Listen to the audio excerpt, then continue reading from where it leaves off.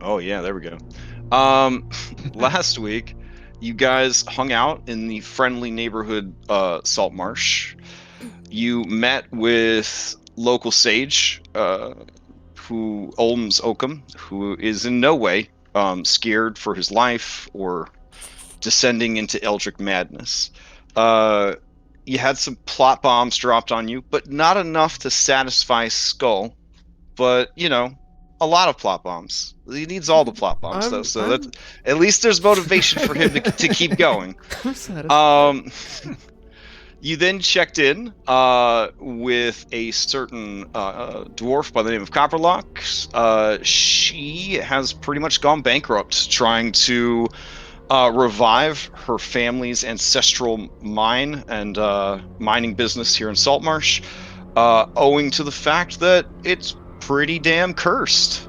You've already exorcised some ghosts from it, but now you have delved deeper, Diablo style, into the ruins beneath the mines beneath the town. So far, they have proven to be a potpourri of encounters, both new and old. We ended with Skull befriending a tentacled crab monster with a single eye and a great hunger for his blood. I think that's where we're going to pick up then. So, all right. We need more Pokemon to follow us around. Yes. Yeah, that's something I think about all the time. Is all the Pokemon that my players need. So, let's see. Though I would play the shit out of a 5e Pokemon game. There's a homebrew rule set for it. So, I don't know if I'd want to run one though. All right. Mm-mm-mm. Okay, this is a huge map, so if it doesn't load or everything loads, close your eyes, hit F5, try to refresh. If it just doesn't load at all ever, I don't know, sacrifice something like a Hostess snack cake or something to Roll20. Maybe it'll start working. Alrighty. So, let's see. Oh yeah, here we are. It's so big I had to zoom around to find you. Okay, so to re-up the situation, you're on an elevated platform. 20 feet down from the elevated platform is a rushing underground river. Off in the distance is a precarious rope bridge spanning said river, passages leading to, we're just going to use monitor compass directions. It doesn't necessarily mean it's north, south, east, or west, but so the bridge spans east to west with passages going off in either direction. Down below with the rushing river, there is a cave entrance right there. And that leads to more watery areas as well. And the water also rushes underground, I guess you could say, here. So there's no ceiling once it rushes underneath your where you guys are currently standing. There is a very attractive looking lead door to the east of everyone's current location, and a crumbling stairwell to the southwest, wherein many kobolds came from and fled to. Tari and Illyria are currently north of a secret passage that you followed from closer to the entrance that has led you here. The Rathroxus and some kobolds and this friendly crab creature. The crab creature is so friendly that kissing is in its name. That's how friendly it is. Yeah, and it has a hold. Yeah, it has a hold of Skull. Skull being a well-built multi-class character with first level feats, he ain't worried at all. He ain't worried at all. So, the creature's tentacles can stretch up to 20 feet. So, it does have him grappled, though it is currently having some sort of seizure from a hypnotic pattern that affected it. All right. So, continuing where we left off, Ketyaru. Kitty Cat's gonna try and help the next person, and it might be Skull, to get out of the grasp of this thing's tentacles. Okay, I think. yeah. Skull's currently the only one grappled, I think, and he only has one tentacle left holding him. But you could go and do a help action, I think, because you can help with skills and attacks. And I don't think it's a saving throw to get free. I think it's a skill check. So he should be able to benefit from that. All right, Kitty Cat will then attempt to help. Alrighty. Nikolai, or in this dungeon, Nick. And all right, so it seems pretty. It's like looking at the hypnotic pattern. All right. I guess I don't know the answer to this question, but there's one way to find out. I'm gonna attempt to gently take Skull out of the tentacles without making it feel angry inside. Sure. Okay. Give me an athletics check with advantage because you are assisted by Ketyaru. I was gonna pull it closer to us. Oh. Do Well. you want to hold your action then? With that whispered request from Skull. Yeah, Skull's just hanging upside down. Yeah, just go back a little bit that way. I'm gonna try and bring it towards us. Sure, I'll go back a little bit. Okay. All right. So throwing up a readied action. You got a blast.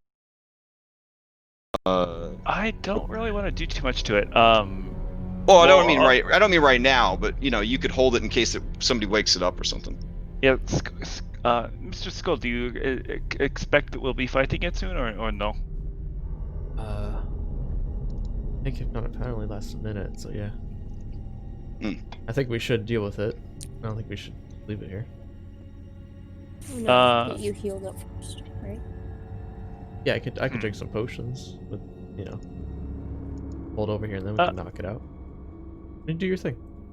Yeah, I'll just ready a firebolt for the moment, I guess. Okay, sure. You're not concentrating on anything else at the moment, so sure. You've been concentrating on a held firebolt. All right. So stomp.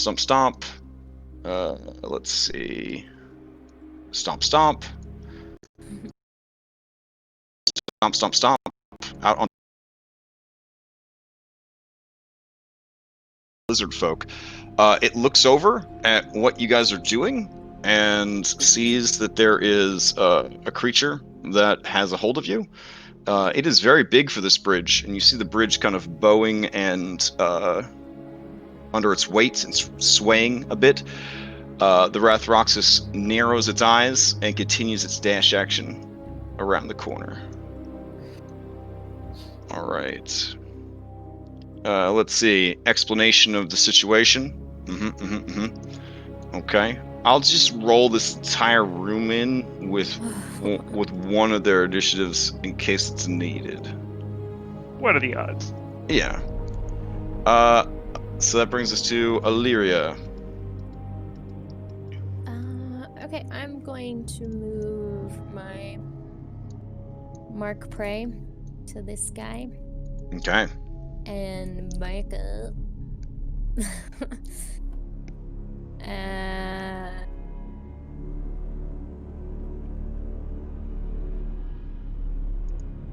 All right. Action to shoot anything I see, or if this thing comes out of daze, then I'll shoot it.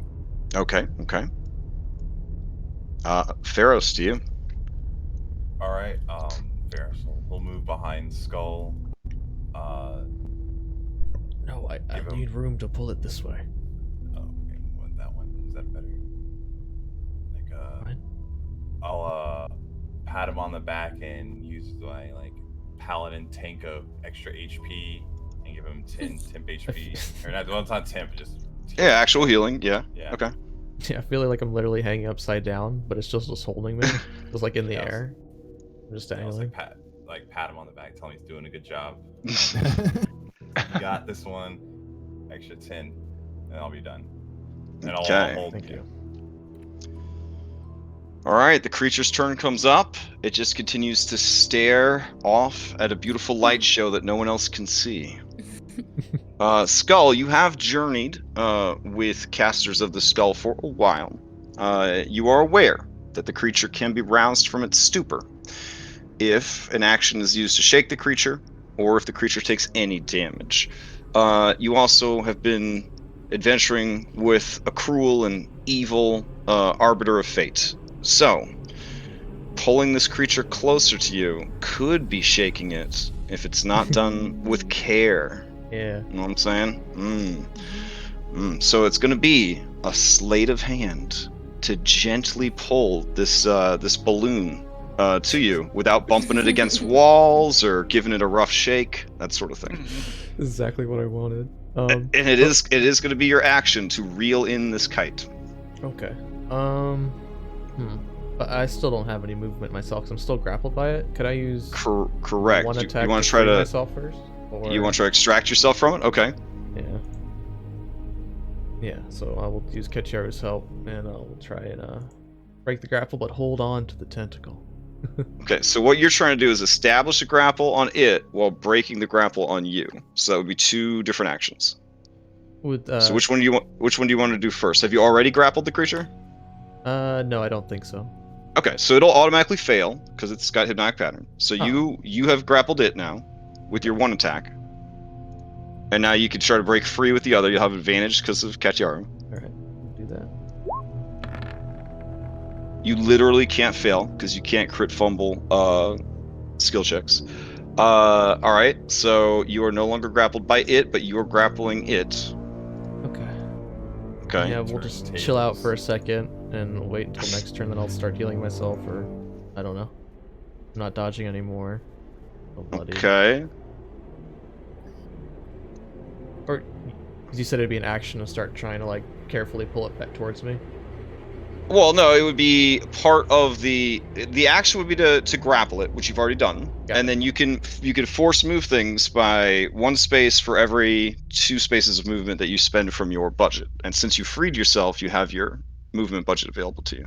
Okay, so a sleight of hand. I don't have inspiration. I think I wanna. Is there any other noise coming from? I saw that guy run off to the right. Mm-hmm. I never. Yeah, I mean, there's noise coming from here. There's noise coming from here. You know, people ran away down here. There's the rushing river here. All right. Well, yeah. I'll just try. I will try and pull it back. Let's do the sleight of hand. Okay. Uh-oh. Oh. All right. Yeah, you've got your feet firmly on the stone, and you start dragging the creature towards you. Everything is going just fine, and then the creature just sort of expels, just passively, because, you know, that's how these creatures work. Just a little fart, just one little fart, and that causes it to drift and bonk its central eye on an outcropping of stone. And it lets out a scree of pain. No damage, but it kind of shakes its head. It looks around at you. Illyria, you were holding an action. Just like, oh dear, and let's try to shoot that eye. Okay.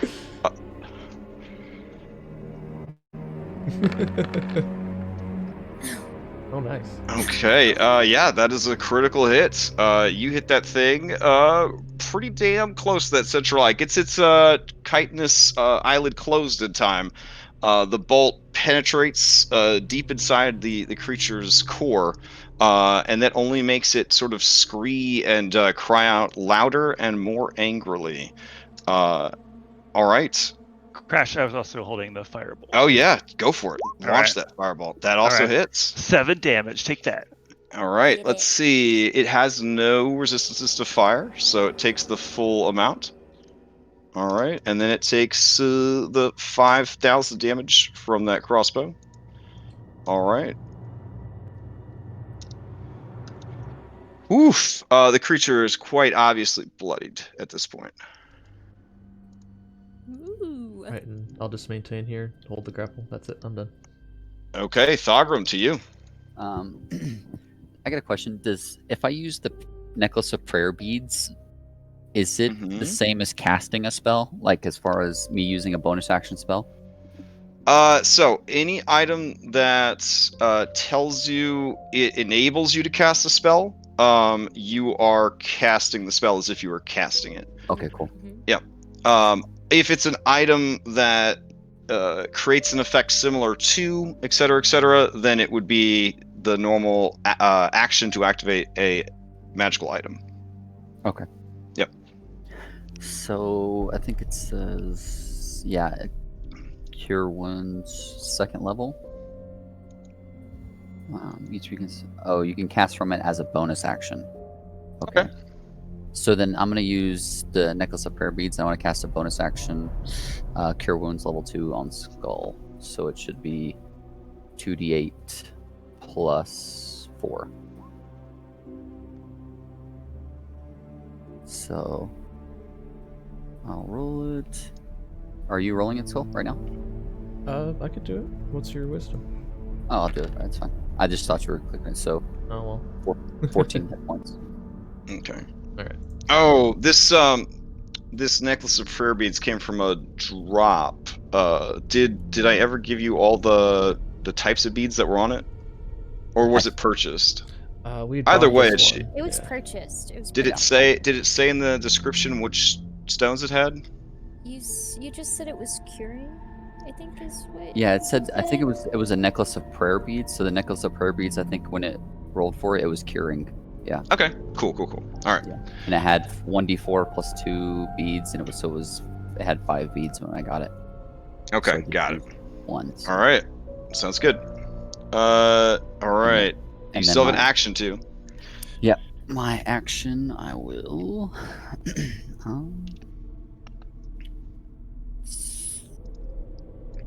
I guess I'll just hit this ugly mug.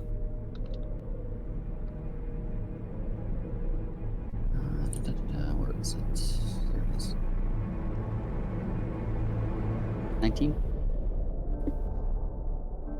19 definitely hits this creature. It takes 9 points. Sorry, it takes 13 points of damage. Yep. And then 4 fire. Yep.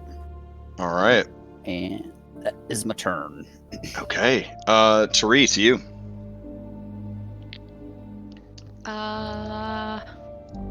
It's fun.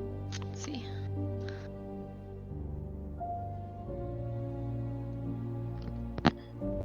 Oh, all right. This is on the arrow that has plunged into the creature. Correct. Okay. Cook it from the inside. All right. Want to microwave that bitch. Okay. It has to make a Constitution save or drop stuff, right? And I can never remember this. Only if the thing that I'm heating up is it only has to drop things that get hot. It like wouldn't have. Right. Yeah. But if it can't drop it, then it's kind of stuck with it generally. Gotcha. Okay. Alrighty. It will just take the damage then. Let's see.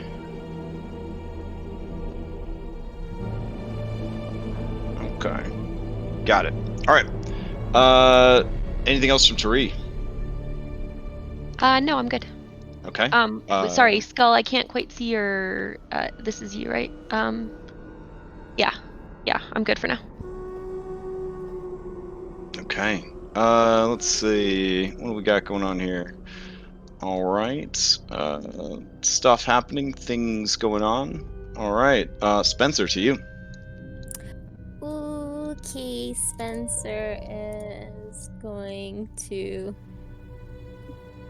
jiggle his healing brew at Skull, and he will heal up Skull some. Wow. Okay. I'll take a little straw out. Okay. I love you guys. I'll take all the damage for you guys. Just baby. Amazing. All right. Anything else from Spencer? Amazing. Nope. Spencer will. He will stay there. Going off.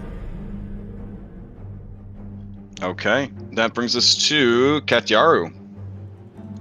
cat will keep helping people who want to attack this thing, so he'll kind of like, and try and distract it a little bit.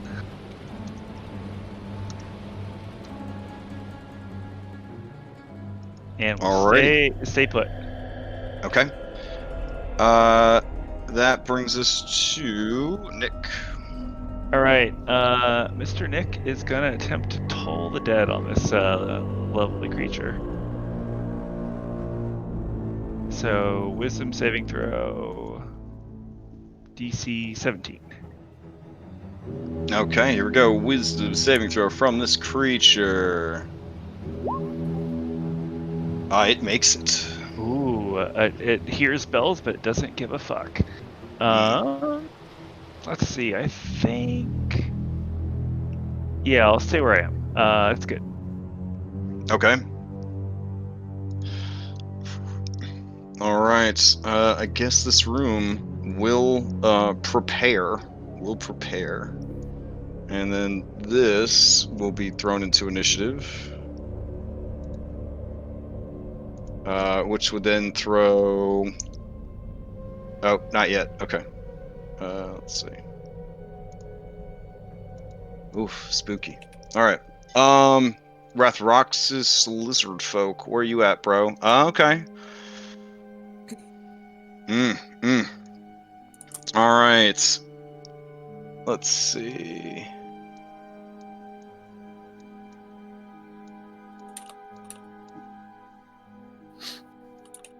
It is going to... Oh yeah, sorry. It's going to call out to this thing. Okay, this thing will be aware that it is being called out to. Hold on a second.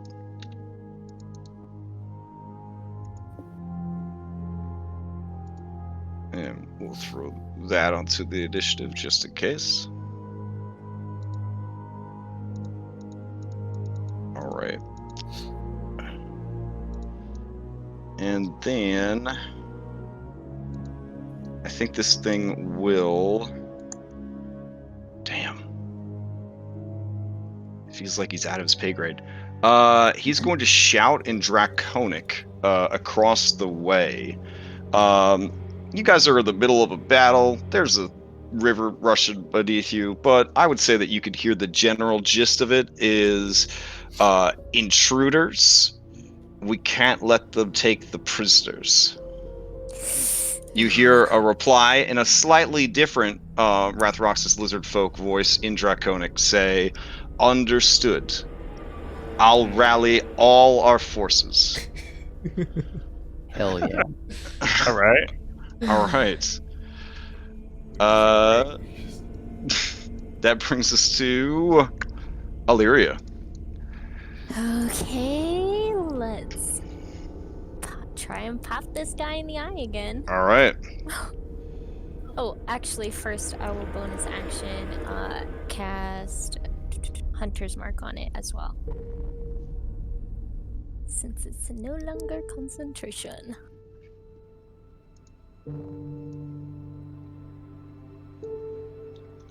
Oh, there it goes. Eee. All right. How does it die?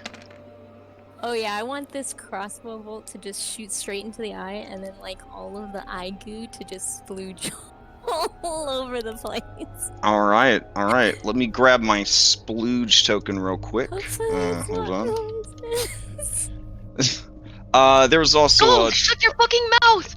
there's a huge discharge of electricity, and then the eye splooge comes. And there's a lot of it. All right. The creature is quite dead, and those of you gathered here, except Spencer, are very, very sticky and gross. All right. And that's... I'm so sorry, guys. Yeah, Cat Yarrow spends like the next 3 turns licking himself. He's so Ugh, it tastes bad. It tastes really, yeah. All right. Spencer. Anything else from Illyria? You have another shot, but no targets. Yeah, no targets.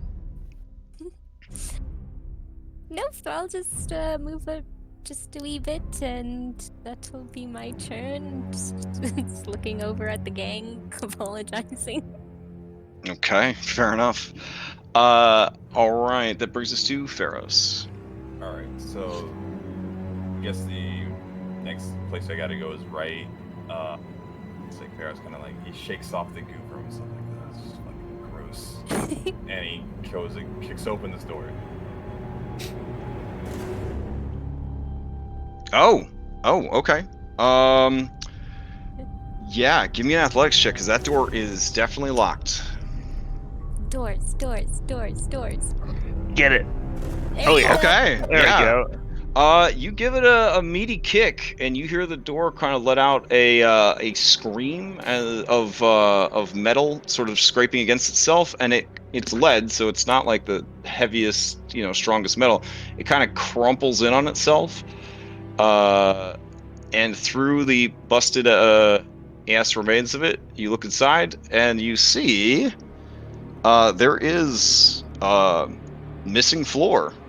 But on the other side of that missing floor are goods, including a very juicy treasure chest. Is it just to make like a jump across, or? You don't even have to jump. You're strong. All right. You strong and tall, boy. Get in there. Yes. Oh, gosh. All right, Pharaohs, wait. No! Nick, shh. The DM is too excited about this. I'll wait with everybody else. Okay, so you leap across, and then you hear your allies cry out for you. And you stop. All right. That brings us to the creature, which is dead. Go back to the far realm, sweet prince. All right, Skull, to you. Alright, so one hand holding the tentacle of the now dead Death Kiss. I'm gonna drop it. I'm Okay. gonna rake my hand across my face, get a and as much off, look back at Ilaria, smile, and say, thanks. And I'll drop it all on the floor, and then I'll call it to Pharaohs. Is there any other exits to that room? Not a chest. Okay.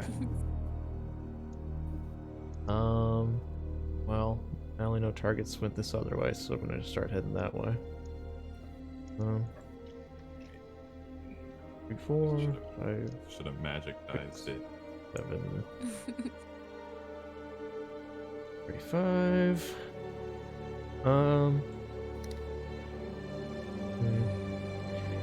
I guess I'll just take the dodge action for now. Like, I think they went this way. That'll be my turn. I'll be right back. Okay. Thogrim, to you. Alright, I'm gonna go 5. Look in there. Can I see the chest he's looking at? This... Yeah. Is it this right here in front of him? Yep, it's that thing right there.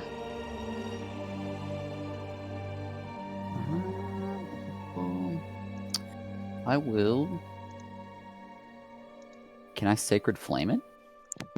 You could certainly try, yeah. I'm going to Sacred Flame lay chest. Okay. Hold on just a second. Oh no. He broke everything inside. It's useless. Turns to ash. Let's see. I mean, it's only The worth lead it. It's inside magical. aerosolizes. Everyone inhales it and immediately dies. Oh man, yeah, I'm not playing D&D with you guys. If you're DM, that sounds too rough. That's too rough. So, I agree. yeah. From a 7 damage Sacred Flame. All right. Let's see. It's got to make a dexterity saving throw. Which it would automatically fail if it was a piece of wood, right? Yeah. It fails. If it were a piece of wood. The chest is blasted. It takes 7 points of damage. Oh, what happened to the chest? Yeah. I knew it. All right. It is adorable in its own way, I suppose. and it is very interested in Pharos. Though it's going to be a lot harder for it to do its job now because it's an ambush predator that has been outed. All right. Anything else from Thogrum? Yes, I will. I was gonna run over that way, but not anymore. Bonus action, I will move my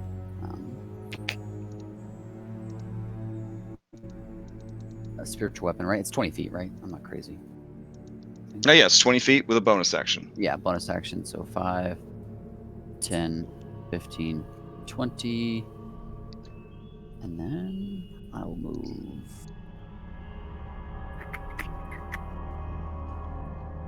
Yeah, I'll stay right here for now. And that'll be my turn. Okay. Amazing. I just got Vex. Okay. I just got to roll a couple of things into initiative. Like, Oh. the entire room is all mimics. Let's go. This is where we store the mimics. This is the mimic room. Keep mimics around. There was a room like that in Mad Mage. That sounds like something that would be in Mad Mage. It's a level 5 to 20 dungeon. They literally had to put everything in there. Yeah. Yeah. But not everything like the world's largest dungeon. Holy shit. That had everything. Alright. So a thing does a thing, another thing does a thing. Tari, your turn.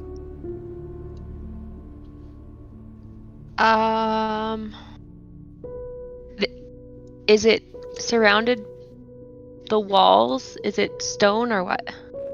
Where? What are we? Around the mimic, like, is this a Yeah, wall? the room it's a stone room. Yep. Okay.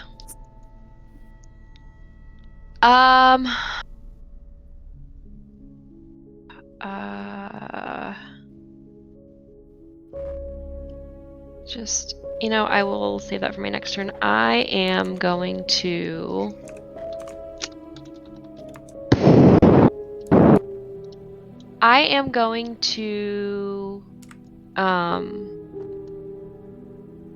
shoot it with my crossbow, and then I am going to give Gull and Thogrum and Pharos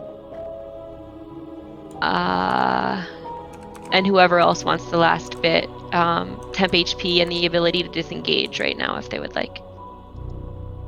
And that's what I will do. I mean, Okay. I'll take it. Alright, you can use your reaction to move up to your speed without provoking any opportunity attacks.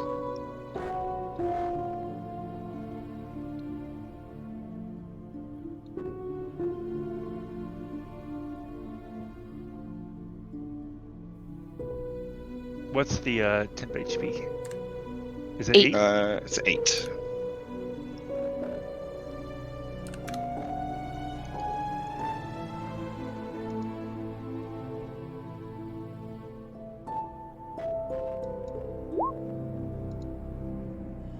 Alrighty. Anything else from Tari? That's it. Okay. Oh man, where did you go, Pharos? Alright. Let's see. Pharos, you watch as this crate back here begins to bounce towards you. Oh. And it is going to, I guess, you've got a strength score, right? You've got movement. Not a lot. Let's see. 1, 2.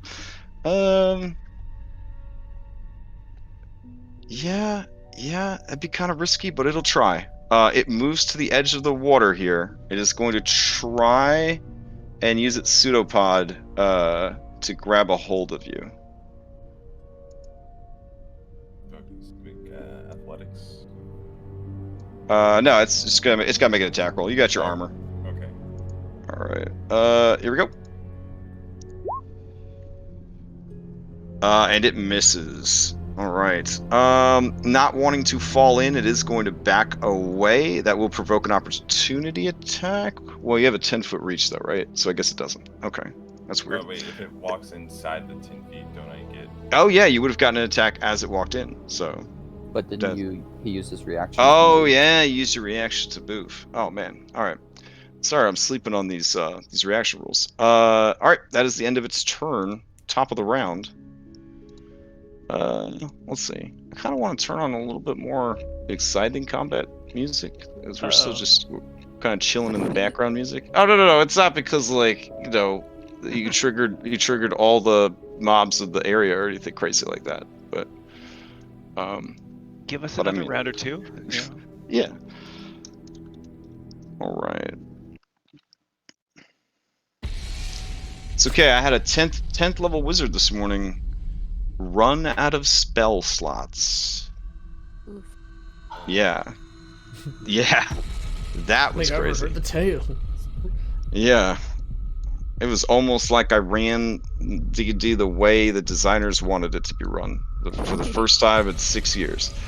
All right. Let's see. What are you up to, little people? Okay, you're gonna run to here. Nice. You're gonna use item interaction, a dash action, and activate these guys. All right. And the chain continues. All right. That music was like it was scored specifically for. That was amazing. All right. That brings us to a Spencer.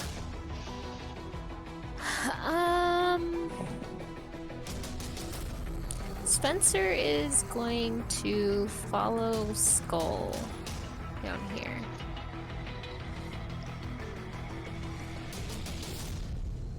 There.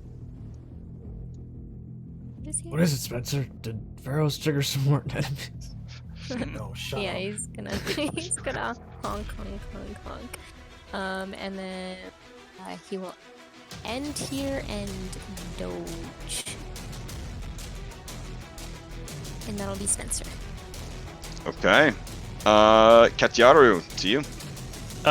Kyaru's gonna do kind of the same thing. He's gonna fly right to where Skull is. And kind of flap right above Skull's shoulder and go meow. And then take the dodge action.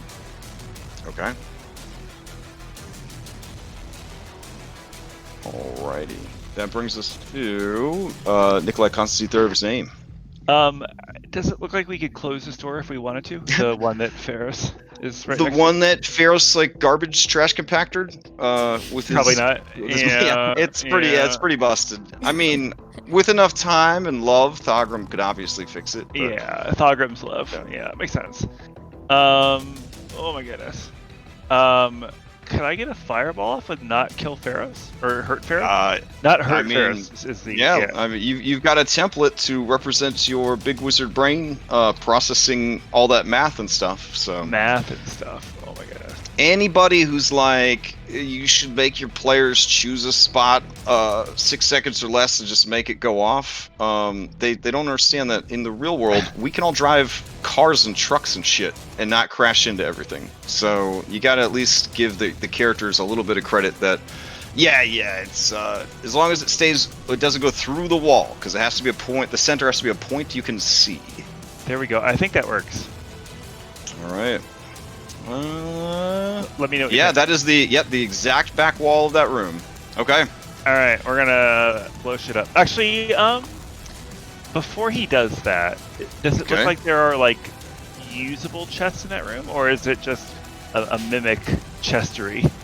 Like, I don't want to like blow up real... It looks like a combination. It looks like a combination of crates, chests, barrels, rugs, fabrics, tapestries. It looks like they store loot in there. Okay, so we probably don't want to blow it up. Okay, I'm gonna take it back. I mean, you guys are pretty rich. I mean, it's just random stuff. Who cares, right? Besides, if they're magical items, you're not going to destroy them anyways. There you go. Oh, all right. That's the 5e litmus test. There you go. All right, Thogrim has spoken the truth. Okay. You think back to a conversation the two of you have had before about how you're concerned about blowing up treasure, and he informs you as an artisan that in the current age of magic, it's very hard to destroy magic items. All right. All right. So that is a beef-ass fireball. Yeah. All right, let's see what we got. 1, 2, and big boy. Oh, man. Look at Holy that. shit! What the fuck? Holy shit! Ooh. All these mimics do is practice fucking like karate and shit. Like that's all they do is just practice. They're all monks. I mentioned they're all. Pharaohs in a fun game with like science and stuff where I don't have to like adhere to raw. Yeah, the impact of the fireball would totally like launch you back out of the room. It would be super dramatic. As it is, you slide from the front of your 5-foot square to the back of your 5-foot square, and then we don't have to worry about the Adventure League police coming after us. All right, a beautiful fireball. They all make the save though, which actually blew my mind there.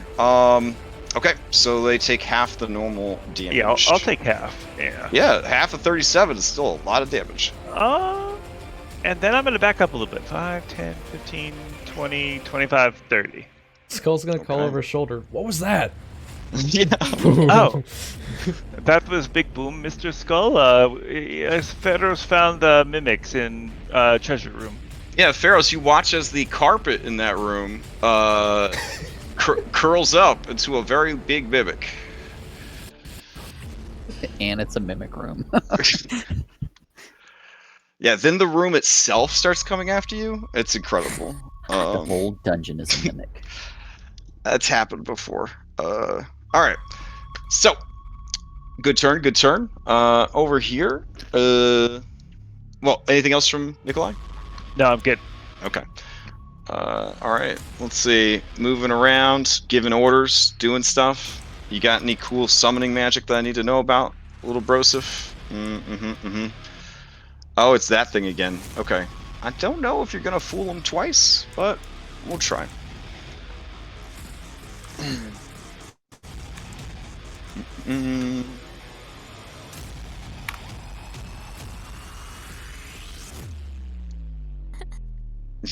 Okay.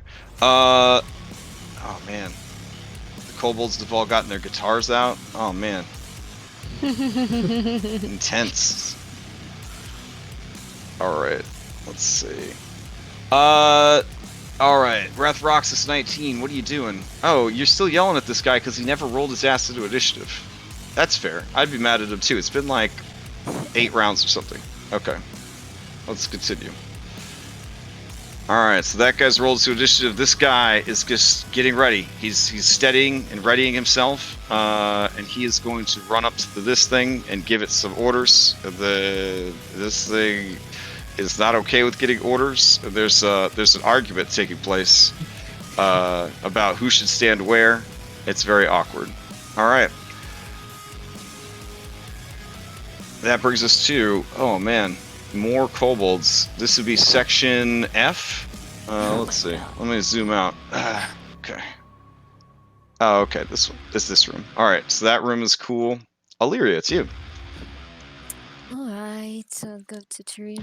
What's all the commotion? Let's see. Pharaohs Okay. got a little greedy and they all turned out to be fucking mimics. We're in a spot of bother, but I think I'm going to cast Firewall on them next. Might lock them up for a bit. Alright. Oh my god. Let's mark Just mimics. prey this one that I see. Hey, the only good mimic is a dead mimic. Let's see. The one that you can see. Okay, this top one. All right. All right. Do the patented whoosh past Ferris's head. Ear holes. You're always like right in front of it, Pharaohs. Yeah. You know what? You just described my every Tuesday night. So. Maybe we could convince the mimics to work for us. Oh my god. Okay. Illyria. It's All like the right. third crit. So Roll20 released a beautiful thing on Twitter today. It was like all of the it was like 36,000 dice rolls that were made via 5th edition D&D, and to show that their algorithms were perfectly even, numbers 1 through 20 were all almost exactly the same. That means every time you roll a nat 20, you're stealing it from someone else in the world. That's what those statistics mean. Now someone else can't have that. Okay. No, you should be very proud. That's what, your third one in a row or something? Yeah. This mimic was already blown up with a fireball and hit with a sacred flame This is 34 points of damage. It melts into a puddle of Elmer's glue.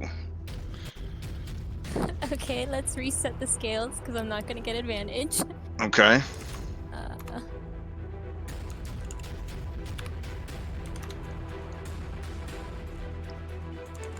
You've made peace with all the pebbles in the world. Yeah, maybe. Yeah. It was your character arc from Walked level right 2 in to front of level me, though, 9. So Oh my god. never mind. That's against the big one that you could see, right? Yeah. Okay, so that one is bloodied. So As we're gonna go buy lottery another tickets. rocket launcher goes off. Okay. Alright, I will shrug at everyone and just kind of move down here. Sure, Next to sure. Nick. Okay. The pharaohs, the mimics look scared. You have tinnitus from these sonic booms that keep going off right next to your ear holes as these rockets fly by. Yeah. Pharaohs, it's your turn. Okay, so he shrugs. It's like I can't do that. But he goes and looks at the mimic that's 10 feet away from him and tries to hit it with the gun blade a couple times. Okay. I believe in All you, right. Thanos. Yeah, there's 2 explosions of eldritch gunfire as you aim your sword and just bam, bam, shoot them with your gun blade. It takes 26 points of damage. It is extremely bloodied. 6, I guess. Bonus action. Oh, all right. Never mind. It is dead. Nice. Alrighty. Just a pile of Elmer's glue. Oh. Alright, anything else from Pharos? I'll move a square back and 2 squares back, and then I'll be it. Okay. Alright, this big mimic lets out angry screes. It is going to... You have killed its little babies. It is going to run and then try to dash across. I'm going to see if it can wedge itself through.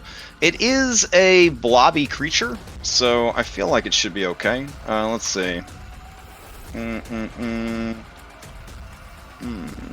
Alright, let's see what we got here.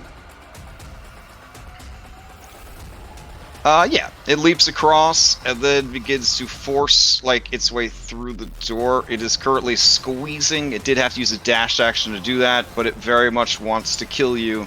You particularly.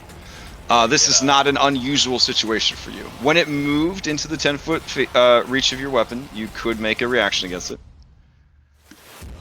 All right. Wow. You blast it. All right. Yeah, it's determined to die taking you down at this point. Skull. To you. Okay. All right. I'm gonna look back. Is it okay? Is he got it? I think so. It just seems. Okay, Oh yeah, Okay. let's take I'll creep forward. take my I'll- healing and run. Okay. You're full health. I'm gonna use my action to maintain my dodge, and I'm gonna move forward 35. So here. Oh, another door. Okay. Okay. The room is full of sundries, supplies, crates, bedrolls.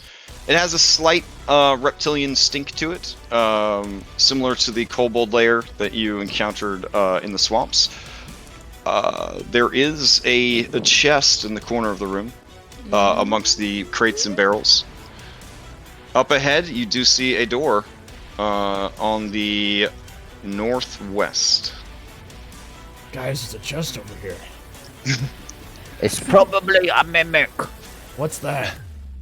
They have big tongues, and they'll try and eat you. Okay. Wait, you said it was in the corner over here? Or? Oh, it's right here. Oh. Oh, right Whoops. there. Oh, okay. That's okay. I'll just keep going.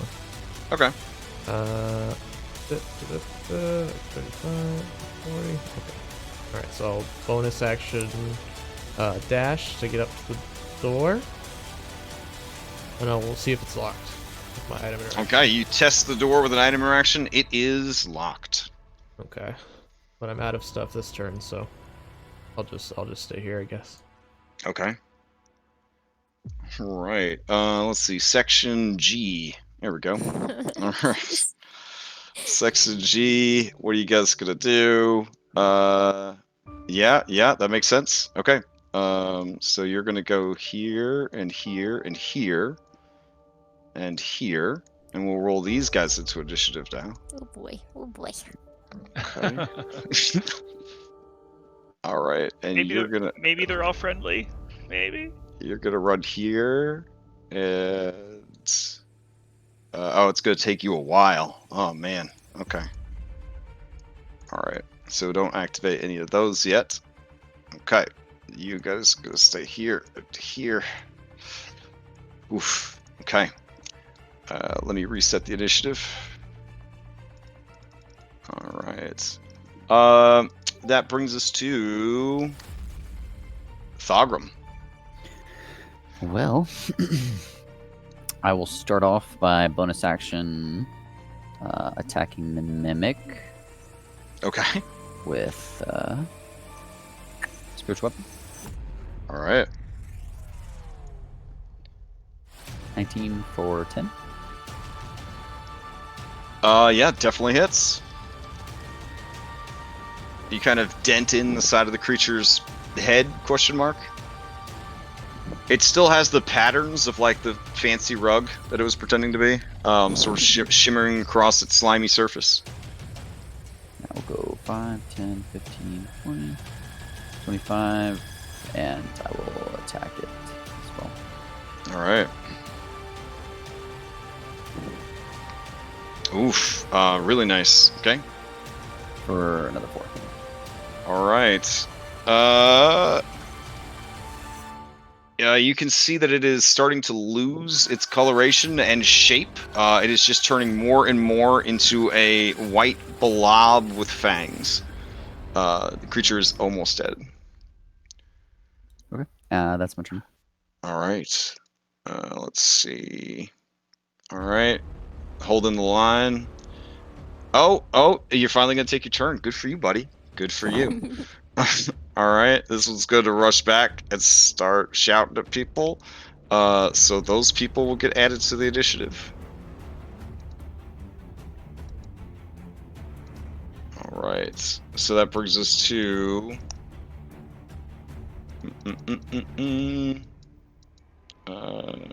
oh, nice. Okay. That brings us to Tari. Okay. At the Mimic, that will finish it off. As the bolt plunges into the creature, it shivers, shakes, and just melts down into a pile of sticky goo.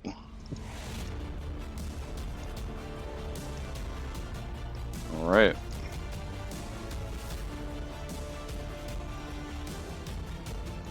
I duck around the corner and like give kind of like an air salute to Illyria and say, "I've been watching," and I duck back around the corner. Let's just start clapping for Tari. Nice shot. All right. Well done. Well done. Anything else from Tari? Nope, I'm good. All right. Top of the rounds. Oof. Let me zoom all the way out here. Okay. Where are you at? Oh, there you are, all the way over there. Okay. So this one's going to continue running, Paul Revere style. Here we go. Oh, jeez. This is what they do. This is what they do. All right, and that will alert these guys. Okay, these guys are definitely not in a hurry. At least I don't have to reset the initiative tracker. All right. next up, these guys. Okay. Holding the line. Holding the line. All right. Spencer, to you. Alright, Spencer will. Okay.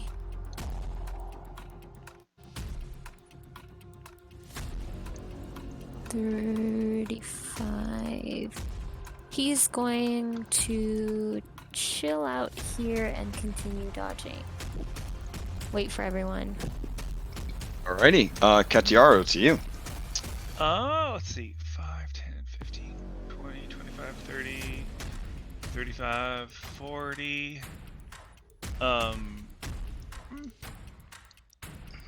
Yeah, he'll take the dodge action for the moment. Okay, fair enough. Okay. Let's see. You're doing that. What else do you want to do? Definitely need to do that. Those are all good. Okay.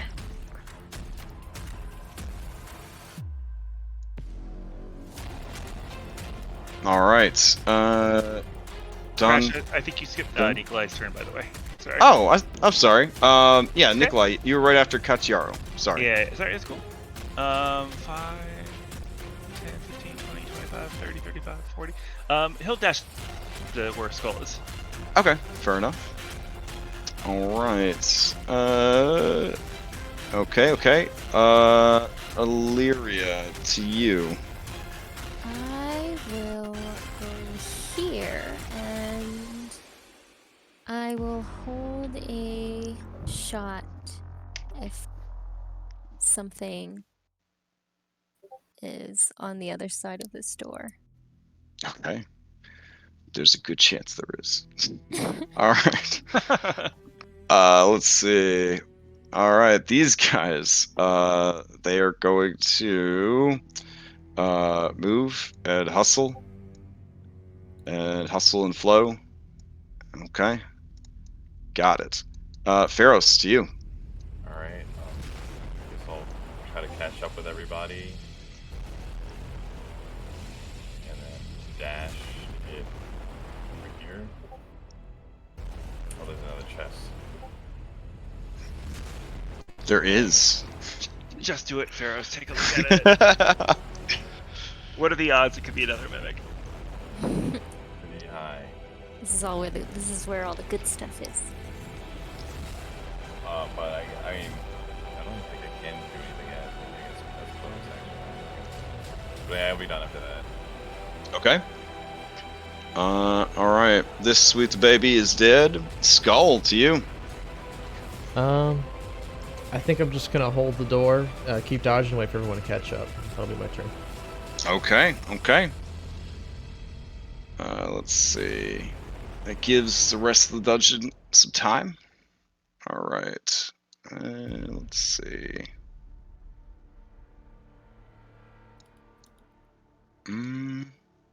Yeah. Okay.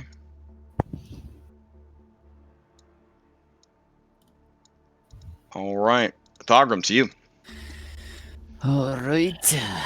Since everything's clear out of there, I'll 5, 10, 15, 20, 25. Bonus action. Move my spiritual weapon. 5, 10, 15, 20. And I will dash 5, 10, 15, 20, 25 down here. And that'll be my turn.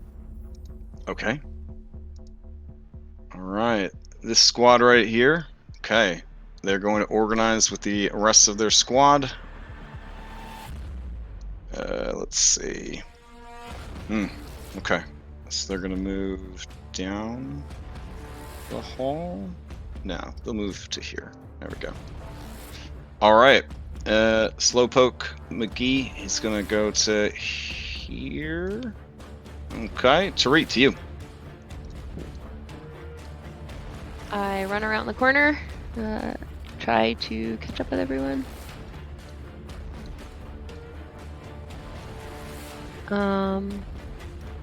And I guess I will dash to make it into the room with everyone. I think that square is unoccupied. Let's see. You can on maps like this, if you hold down, I don't know what your setup is, but if you hold down Alt and mouse wheel, you can zoom in and out if you have hotkeys enabled. Don't have a mouse wheel. Oh, okay. I Anybody have like a remember? trackpad. Remember the hotkey for zooming? Control plus. Control plus. Okay. Well, no, that's your whole browser, right? Oh yeah. You don't want. Yeah. I'm just talking about Roll20. Well, you'd have a little widget on the top right, wouldn't you? To zoom in. Yeah, I thought they had added one. Magnifying glass on the left-hand side. There probably is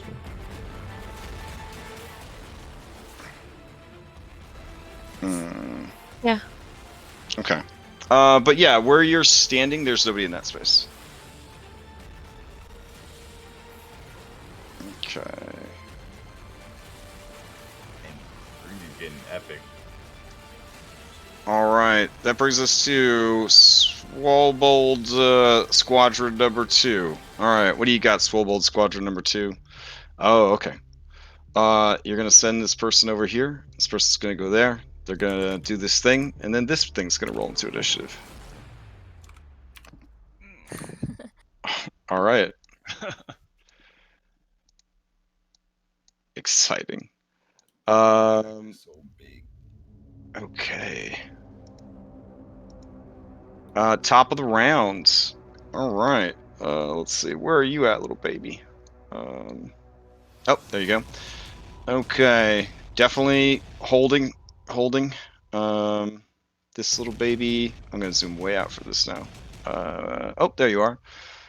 That one is going to. Job well done. Kind of try to regroup with the others. Spencer, to you. Do we want to open the door now? Yeah. Okay, can he, he'll move back 20 feet and then charge forward 20 feet, charge the door to try to yeah, bust it through? is a locked metal door, but sort of like the one Pharos was dealing with. It's not, it's not the sturdiest metal, so you could certainly try an athletics check to see if you could bend it, break it, knock it down. Okay. Yeah, you hit the door. The door definitely makes a loud noise. There's definitely a little impact in the metal from his bulk, but it does not manage to bust it open. Okay. All right. That would be Spencer's turn. All right, Katyaru. I mean, are you outdone by this dinosaur? I mean, just saying. I mean, Yaru wants to try. It's gonna do the cat thing where like pause at the door a little bit. Sure. All right, give me a persuasion check, Katyaru. It would just be a charisma check, I think. All right. Okay. Let's see. Sorry. So just charisma plus 1. So let's roll that. All right. 14. Yeah, those of you witnessing this display, you feel compelled, either out of kindness or out of a need to stop the horrible sounds that Katyaru is making, to open this goddamn door. So, whoever tries to open the door will have advantage now. Should just have him paw underneath the door. Yeah. Oh, yeah. Put the little paw He underneath. starts annoying the people on the other side. Alrighty. Nikolai Constantine, third of his name. I mean, when he sees Katyaru struggling, he likes to help. So he's gonna try. Yeah. All right, give me that athletics check to shoulder this door open. Okay. 15. You kind of slam into it. Spencer has also hit the door. There are 2 dents in the door now. If from the people on the other side of the door's perspective, this is very frightening, because unknown assailants who have broken into their base are now breaking down this metal door, trying to kill them. You do hear intakes of breath and hushed cries of alarm, as well as some bored moaning from the other side of the door, but it does not budge yet. Mm-hmm. Okay. All right. Anything else from Nikolai? Bonus action move. Yeah, I'll just move back a little bit. Alrighty. Let's see. We'll call this the C Squadron. All right. C Squadron. Yeah, you got a job to do. All right. Okay. This jabrones is just so brave, so brave. All right, what about this one? Okay, ready, cool. Illyria, to you. I was holding a shot as a. Mm-hmm.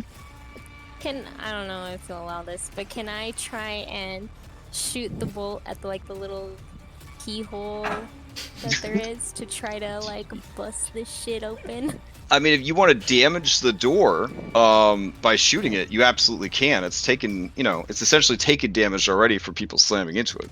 All right, I'll use the ready. I don't know if you're going to be able to shoot Go-Go Gadget lockpick into the keyhole, Zelda dungeon style, but you could certainly damage the door if you'd like to. The little Alright. I think your shots are impactful enough that you could probably blow a fucking door off its hinges. Can I mark prey the door? No. Unfortunately, the door is not a creature. So it does have an armor class of 19. All right, so you shoot at the door. The arrow kind of hits the door and kind of skates off the surface a little bit and sort of plunges into the stone at the side of it. Okay, I will hold my action to shoot once they open the door. All right, fair enough. All right, yeah. Let's see. All right, these guys. That's what we need. I'm gonna homebrew that item before I go to bed tonight. Knock arrows. You just shoot them at doors and they cast knock when they hit the door. That would be hype as hell. Yeah, that would be cool. It's like a shotgun shell. You know, Yeah, you just blow the hinges off. Every magic SWAT team's gonna have them. All right, let's see what these guys are gonna do. That's happening down there. Yeah, these guys will move to rejoin the others over here. Okay. That sounds good. All right, that brings us to Pharos. All right, is everyone still struggling with this door? No, I mean, we're getting there. We're getting there, Pharos. Everyone's good at different things, but I do have to imagine the individual that has a minimum 14 on athletics checks is probably watching you guys try to King Arthur sword in the stone this door, and just like, there's got to be some small contentment to watching this this procession. So Pharos, as you approach, you see your work husband standing there with a dour face. You see there is a damaged door in front of him, not damaged as much as what you big man that you are, kicked down that door in one kick. It was pretty cool. What are you gonna do? I see the door is occupied. I'm just gonna shoot some Eldritch Blast at this chest over here. Okay. So, fun learning opportunity. Raw, you can't use Eldritch Blast unless it's a creature, which is an auto-like test for mimics, but I think that's stupid. So just go ahead and make an Eldritch Blast attack against this treasure chest, please. Oh, okay. In my other games, we call that a Force Elemental, but this game, it is just a terrible miss. You go to fire, and just like a couple of sparks come out of your finger, or your gunblade. There's nothing. Just a total blank. You have two shots though, right? Or is it 3 now? It's 2. I don't think you're at 3. Okay. Yeah, the second shot, you hit the treasure chest. The treasure chest rattles from the impact of the damage. You hear the sound of a glass something breaking inside the chest. No. Okay, well, I had to. Okay. It's not magical. It's what I learned from Thogrim. It's not. If it were really valuable, it would be okay. Yeah. Sort of. Yeah. All right. Anything else from Pharos? That's it. Okay. Skull, to you. I guess. Open Oh. the door. I I wanna mean, take call out- as much time as you need. I got like 20 something more rooms to activate, so All right, mean- Skull. Let's open it. Oh yeah. I guess I want to call through the door, in Draconic, and be like, okay. Okay. All right. No, Okay, fuck that. What I want to do, I want to try, is the door's damaged, right? Could I Yeah. try and rip it off, part one side of it, and use it as a makeshift You're the shield and one go with forward? expertise in athletics. You tell me. Yeah. Roll. Oh, you want to lift it up and use it as an improvised weapon moving forward? Like a shield and move forward, yeah. That'd be pretty Jesus. hype. That'd be pretty hype. All right.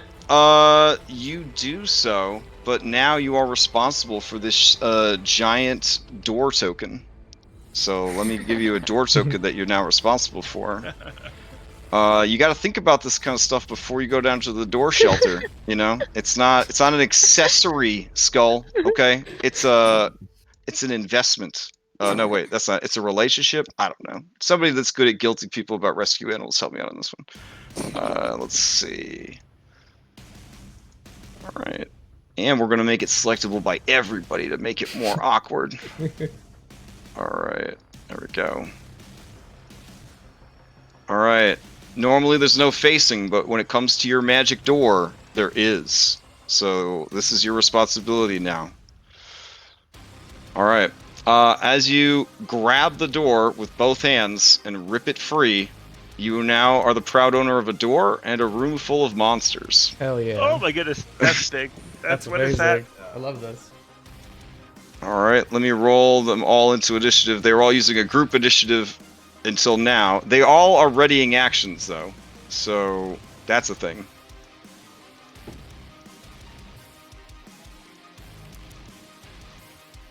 All right. So, a couple things happen all at once. First and foremost, you got a big door in the way. So, I'm going to give you a +5 to your armor class, because that's a thing. Against this breath weapon that's about to be breathed out, I don't know if that would matter. No, I don't think it does. Because it would just kind of go around it. Yeah, No, yeah. actually, this is a ranged attack, so it would. All right. So hold on a second. Let's see.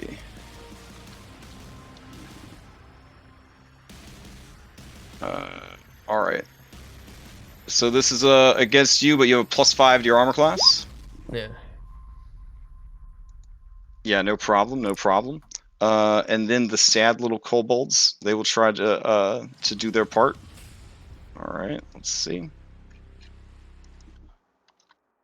The wondrous variety of this dungeon. Roll20 is very happy with me with all of the monster character sheets that are open right now. All right, so 1, 2 from them, and then sorry, there's the third one.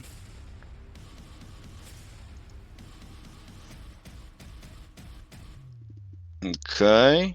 And then these dudes will move forward with their reaction to kind of clog the passage, as will this guy. So if you want to push past them, you will have to defeat all of them in shove checks to get into the room. And these guys will slowly move over. All right. Continue your turn, please. Yeah, I'll just try and make a shove check. Okay. Trying to push forward. All right. Give me a shove check. Alright, athletics. Mini Skull will attempt. He maybe has a chance of beating that. Let's see. There we go. Probably not though. Here we go. Oh man, he's tried so hard. All right. So you start pushing through. Yeah. Just a little You're bit. gonna push. Yeah, you're gonna push him back. And then I'll just use the same check for these zombies. The zombies will not be able to beat a 23, so they are going to be pushed back as well. Okay. And you begin pushing into the room. I will say, with this door, as awkward as it is, your speed will be halved. Okay. Fair. All right. This is Anything else? Anything else from Skull? No, that'd be silly. I'm done. Okay. All right. The room has been breached. Whew. Okay. This guy holding on. Thogrum, to you. All right. 5, 10, 15, 20, 25. Holy shit. I will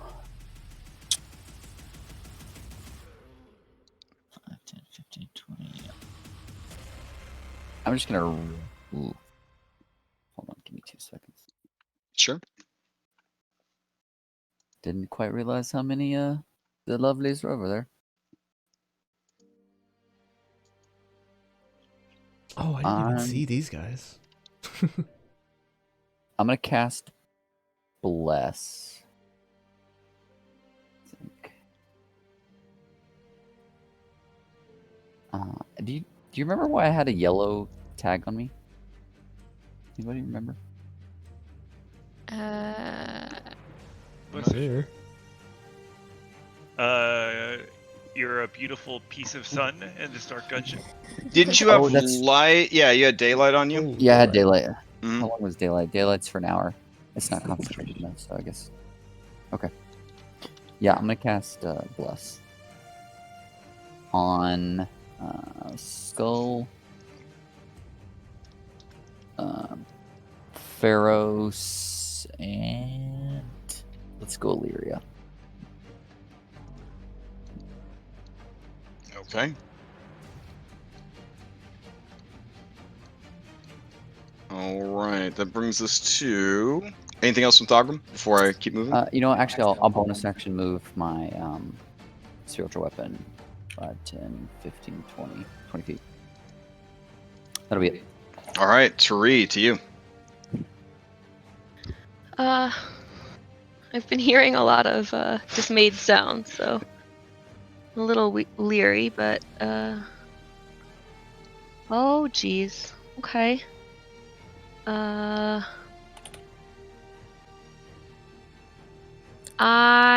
am you know what, I'm gonna yeah, I'm just gonna shoot an arrow at this huge thing that I can see and kind of get my bearings for a second. That's probably not gonna do it, huh?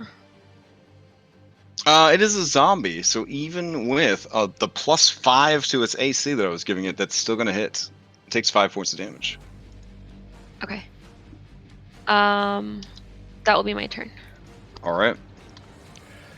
It's an adorable zombie dwarf, actually. So, it's here we go. Oh yeah. Awesome. All right. This team right here is off doing other stuff with the dungeon. This one right here, oh man, she's gonna test her courage because she didn't think the door was gonna come after them. So let's see. Oh damn, I'm so sorry, little one. Okay. She is going to back up and climb onto these crates and ready a better shot than she has right now. So that's what she's going to do. All right. This little cutie is somewhere else. Spencer, to you.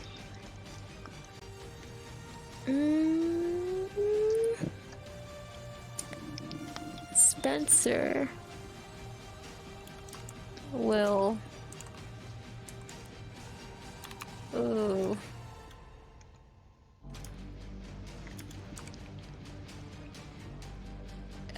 You know, he'll just move up and he'll actually back up one and then move up and charge Okay. this one here. This Or one right actually, here? No, this one, the one that Tari hit, right? All right. Yeah, go for it. Yeah, I'll charge the one that he sees a bolt shoot into.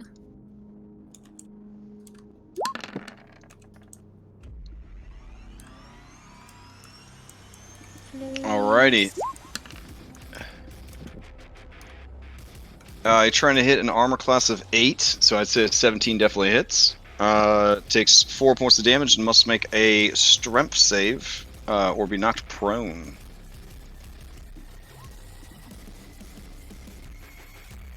I think it does make the save. Alright. Yep. So it takes 5 points of damage plus another 4 points from the charge. It is bloodied. Okay. And that'll be his turn. Alrighty. That brings us to top of the round. Oh man. Oh yeah, Spencer went. Katyaru, to you. Yaru looks at Nikolai, Constantine, the his name, guesses what's going to happen, and does not go into the room. Okay, fair. Okay. Uh-huh. All right, Nikolai Constantine, third of his name. I'm Right. not sure what's going to happen. I'm not sure. Let's. Oh, that looks What? Oh, what? That's crazy. Okay. good. Let's see. Where? Don't want to get Spencer. That's for sure. Yeah, that looks good. Okay. So All let's right. see what we got here. All right, Yeah, spectral dragon needs to make a dexterity save.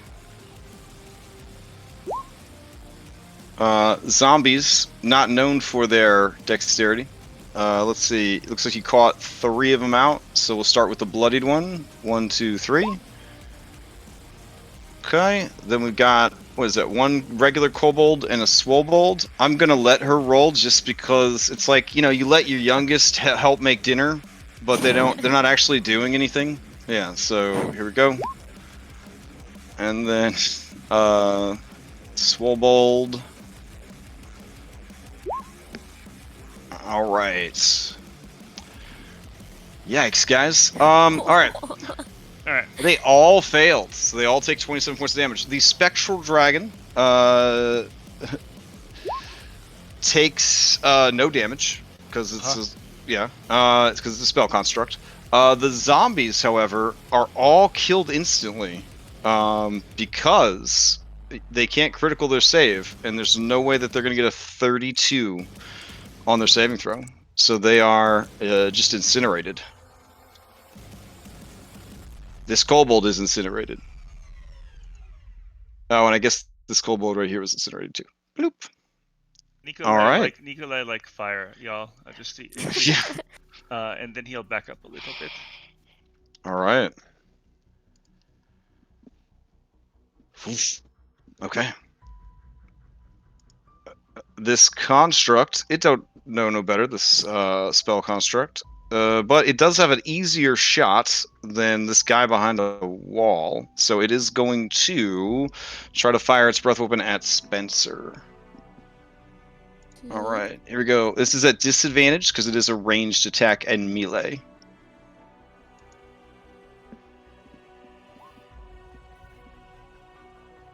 So that's a miss. All right, this guy's done. Illyria, to you. All right, let's climb on top of these boxes and back down. And let's go over here. Am I able to make that shot? Sharpshooter, yeah, sure. Okay. Let's go for this guy. I'm gonna move my mark prey to him. Alrighty. Oh my god. Are you kidding me? Oh, this one's already. Okay. It's crazy. This is insane. All right. It is. It dies. It dies. Okay.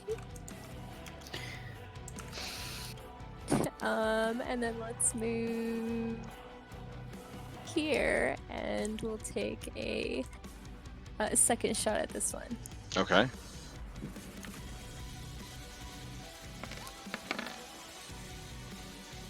All right. That hits. The creature is bloodied. Oh, it doesn't have sharp. Oh, yes, it does. Sorry. Yeah. Okay. Sorry. Yeah. All right. And let's see, this was 20, 25, 30. I'll move back over here. Okay. And that will be Pharos, my turn. to you. I'll try to move up right around here. How tall is Skull in relationship to the ceiling? That's a weird question. Skull is, I think, a little over 6 feet tall, right? 7 feet tall, something like that. Yeah. Okay. So the ceiling in the hallway in this room, we'll say, is about 15 feet. The door he's holding is about 8 feet by 8 feet. I was just trying to see if I could like hop over him, Oh. toadstool him, get over. But I mean, you could just move through because he's an ally. That'd be okay. It's not me. But I mean, if it makes you feel more anime and it's okay with Skull, he can like crouch down and you could run up his tail and leap off of him. I don't know. Do you consent to being used as a Flintstones dinosaur, Skull? No. No? Okay. Wait, I'll move here and about. Alright. As you move past this guy, he is going to try and attack you. There was a little swobold on the other side of that shield, eager for someone to attack. Here we go. Oh, wow. All right. As you go running past, he reaches out and he just grabs you around the waist and he starts crushing you. So you actually end up stopping in Spencer's space that you were trying to move through. So, am I restrained? You are, yeah, you are grappled and restrained. And take 19 points of damage.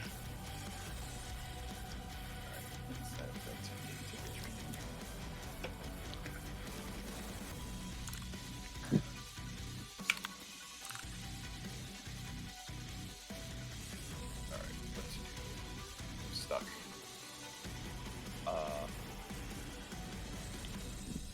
I guess I'll attempt to curse it. Okay. Can I do that while?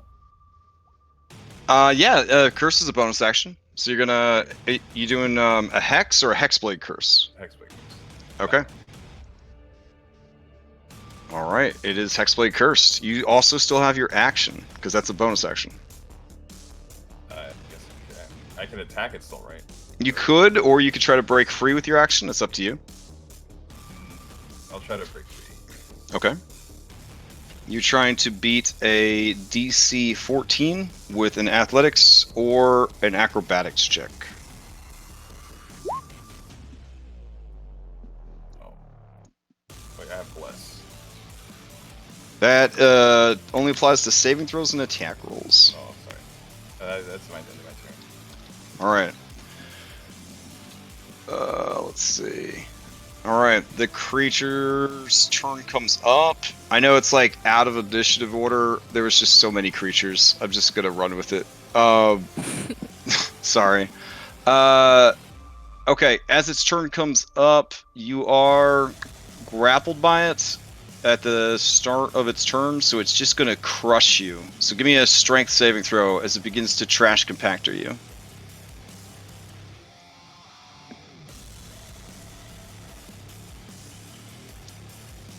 Oh, alright. Nice. So you will only take half the damage as it tries to crush the life out of you. Here we go.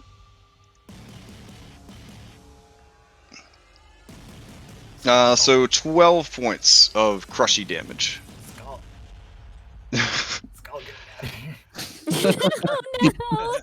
And then, just for added effect, it will like Zangief suplex you up into the air and then smash down into the middle of this spell effect. There we go. Oh my goodness. All right. That will be its turn. Maybe, yeah, it'll hold the line there. That's fine. It don't know no better. Okay. There are still, nope, I was supposed to say, are there still zombies? That's crazy. So this one's dead. That one, oh, is still alive. Okay.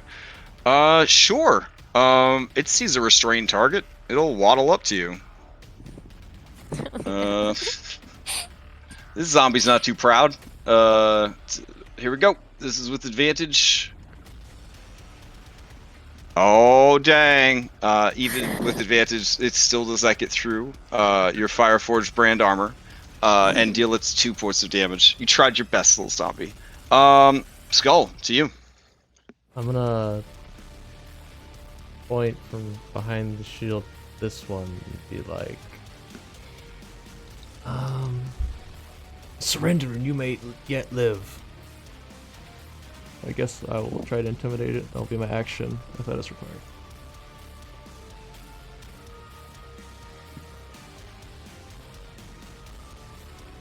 That's your whole action? Oh, well, Wait. you said if I'm trying to influence the battlefield, yeah. I'm gonna try Alright, and get so- this one to surrender. Okay. So what are you gonna say to it? You're gonna intimidate it? What's the plan? Yeah, I was gonna try and intimidate it. I said, surrender, you may yet live. Oh, okay. All right. Yeah. So intimidation or persuasion. You can use strength for your intimidation because you are carrying a freaking door around. Okay. Okay, well, I'll do that. Let's see. That was with charisma, but it'd be like +4 otherwise. Okay. She narrows her eyes and calls out in Draconic. I know you. You work against the mistress. You are an enemy.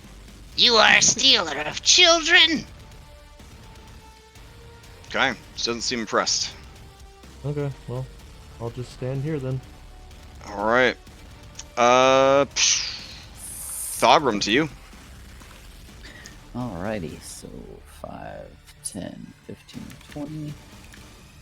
Oh, you know what? Let me go back for a second so I can move bonus action. 5, 10, 15, 20. 5, 10.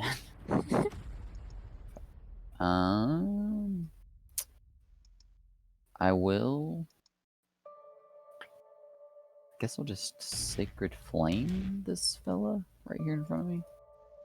Sure. Dwarf? Yeah, that one right there. Okay. Yeah, why not? Let's see.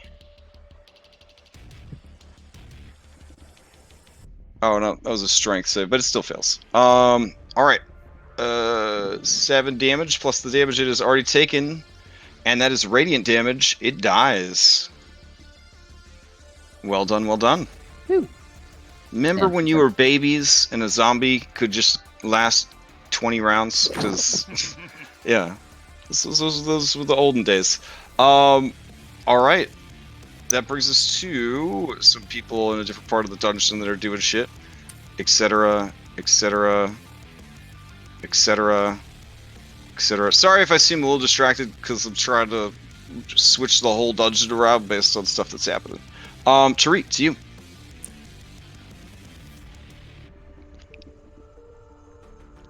While also keeping in mind it's only been like a minute or so there's only so much change that could possibly happen.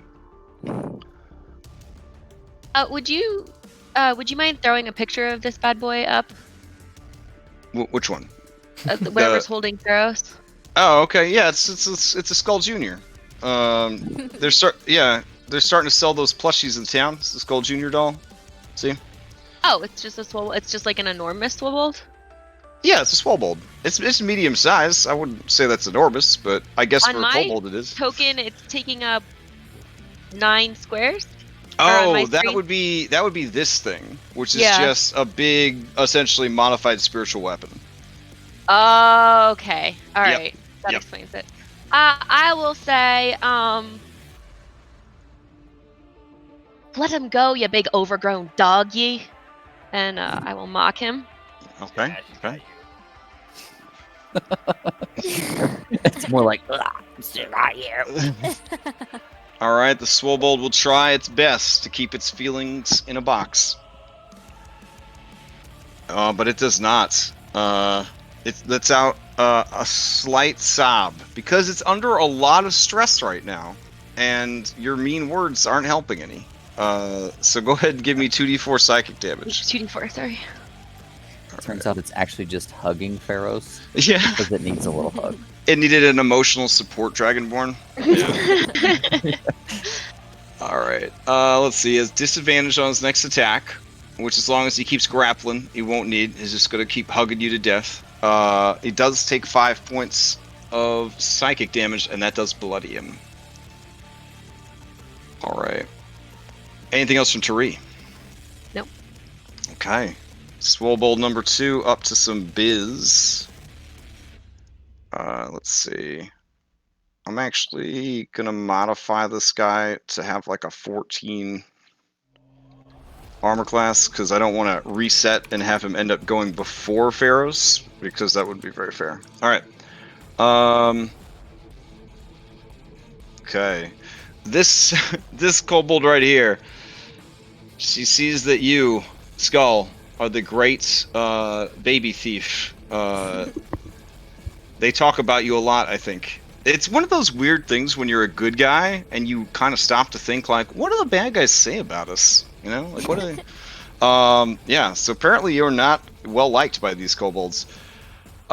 She is going to move, item interaction, try to open this door, and realizes that they locked her in here. Oh no. She is going to look back, and she's going to ready her sling, and she's just going to use it on Pharos. Here we go. This is with advantage. Try your best, little kobold! Let's see. 1, 2, 3, 4. I guess she'd move up close enough that she could hit you. There we go. Alright. So she actually does for 7 points of damage. You get clocked upside the noggin. You could feel just a little trickle of blood from the goose egg that's forming.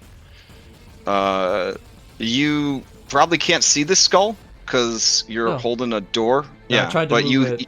Yeah. You hear the telltale. Here, I could eat. Let's be super interactive. We should have been doing this the whole time. You carrying a door around? We could just make it like dynamic dynamic lighting. Make it horrible for everybody. There we go. All right. Oh, no. That would have invalidated almost all your allies' abilities. Good plan.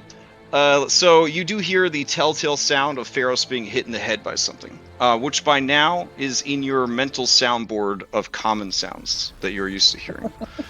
All right. That is the end of that kobold's turn, and probably of her life.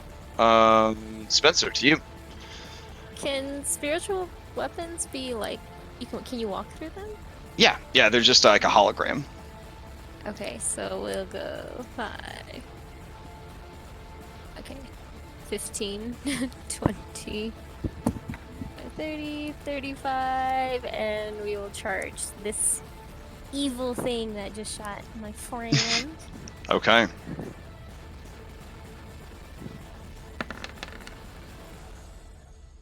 Ah, 12. This little kobold does not own a shield. So you do hit it. Ooh. This little kobold does not work out at the same gym as the skullbolds. You just shatter her tiny body. It explodes. There's just little arms and legs go in different directions. It's horrifying. It was not as sturdy as the door, Spencer. Not as sturdy as the door. All right. Anything else from Spencer? He's just gonna kind of look around, like really confused. Like where did she go, kind of thing? Yeah, like what just happened? All right. Everyone's doing their part, even the commoners. Okay, they are trying their best. All right, Katiaro, it's you. I mean, I think you heard some, like, he saw, like, Spencer go running off and heard some splattering. Yeah. Yeah, so he's gonna... All right, you fly over the mobile door. Yeah, and he'll kind of, like, land on Spencer's, like, top and just kind of, I don't know, chill with him. Not do anything crazy. He'll take the dodge action. Okay. Nikolai Constantine, third of his name. It is Pharos and his WrestleMania buddy. Those are the only 2 threats left in the room, according to play-by-play from Katiaru. All right, I'm gonna move up to there. Okay. I'm gonna try and toll the dead on that guy. Okay. Or lady, or whatever they are. So if they fail, they'll take 2d12. Okay. This kobold who's already had his feelings hurt really bad is going to try and keep it together against this very powerful Toll the Dead. It does not. It is ravaged by necrotic energy that washes over it. It is very badly damaged. Sorry, buddy, but you gotta die. You gotta die. Anything else from Nikolai? No, it's fine. All right. The spectral dragon disappears. All right, Illyria, it's you. Okay, Let's move up. 20, 25. Kind of peek around this Oh door. yeah, you can see him. He's on the other side. He's right there. Yeah. And I'm gonna do like the charger and the lock lights. You know, like the socket. Sure, of my sure. crossbow bolt up against his kneecap. Oh damn. God. Okay. And I'll turn to Skull and be like, "Do we want this one alive?" It's impossible to talk to them, so. Huh? It's not impossible. They're just really dumb. You know, it's like they're really dumb. I mean, they're dumber than most 5th edition player characters, which is to say less than an 8 intelligence. Sorry if anyone here has 8 intelligence, but just put it out there. I don't know, you're. Laughs and wizard. I could do this thing if I kill it, but Okay, it would be even less likely to provide useful information if you did that, but yeah.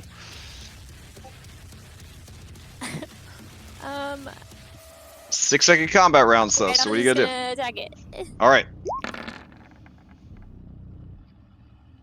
Yeah, it is over. It is over. Alright, now, there is a lot going on in the background, but at your discretion, I could take you out of initiative until another engagement starts. Do you want to leave initiative or stay in It's initiative? fine with me if we leave initiative. it's fine. Yeah, I'm Yep. good. Okay. All right.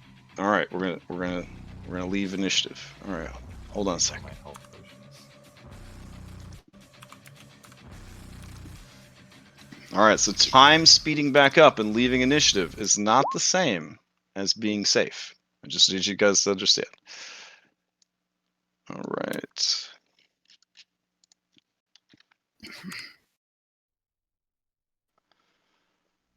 Oof. Okay. Oh yeah, I'm gonna do that too. That's a good idea, Ferris.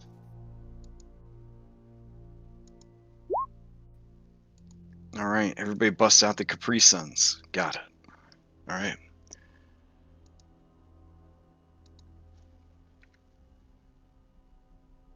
So there is a door on the western wall. The room seems to be some sort of forge.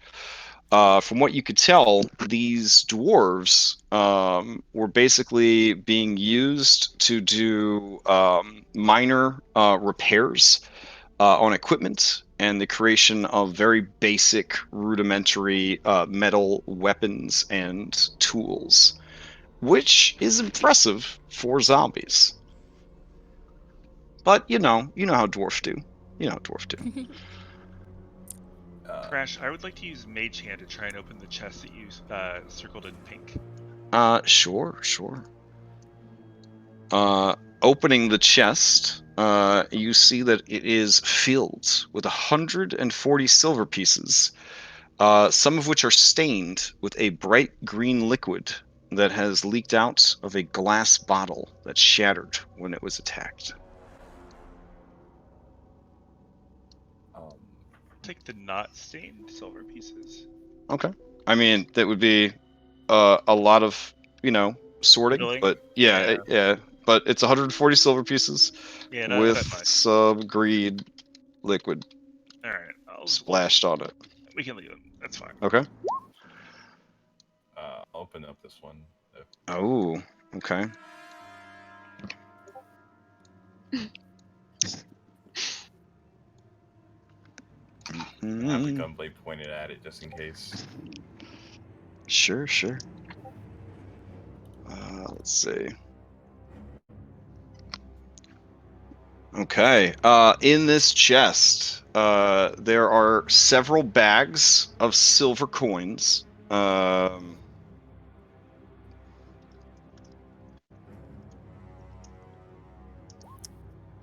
There is a chain shirt.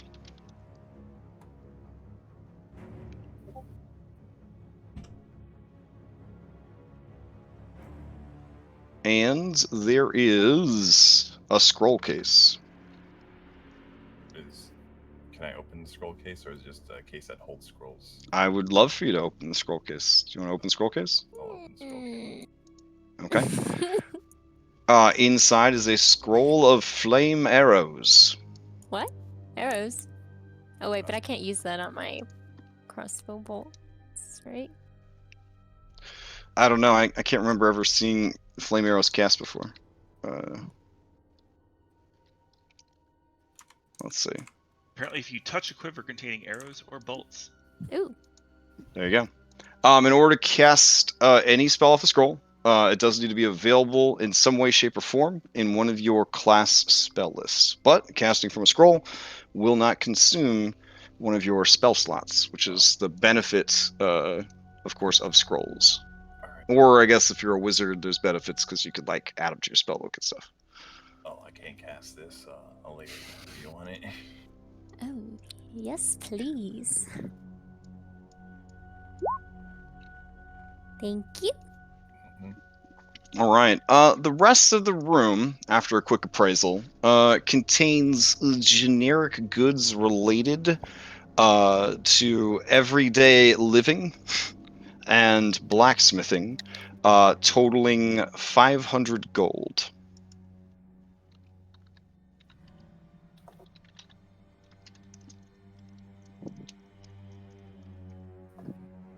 I leave it Dogrum opens deliberately. his skirt and sweeps everything in. Yeah. And another 500 GP in basic bitch simple weapons. Yeah, I'm just gonna pop the skirt open and just like, could you guys mind giving me a hand real quick?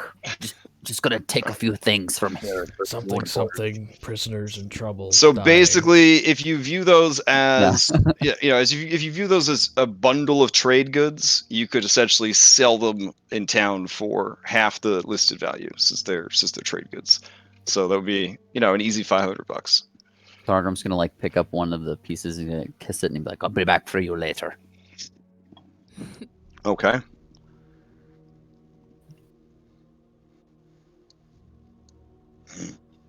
Sir Feros, do you want to open the door?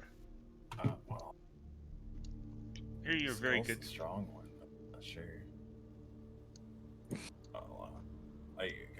I'll attempt to like X-ray vision. Use my X-ray vision on the door.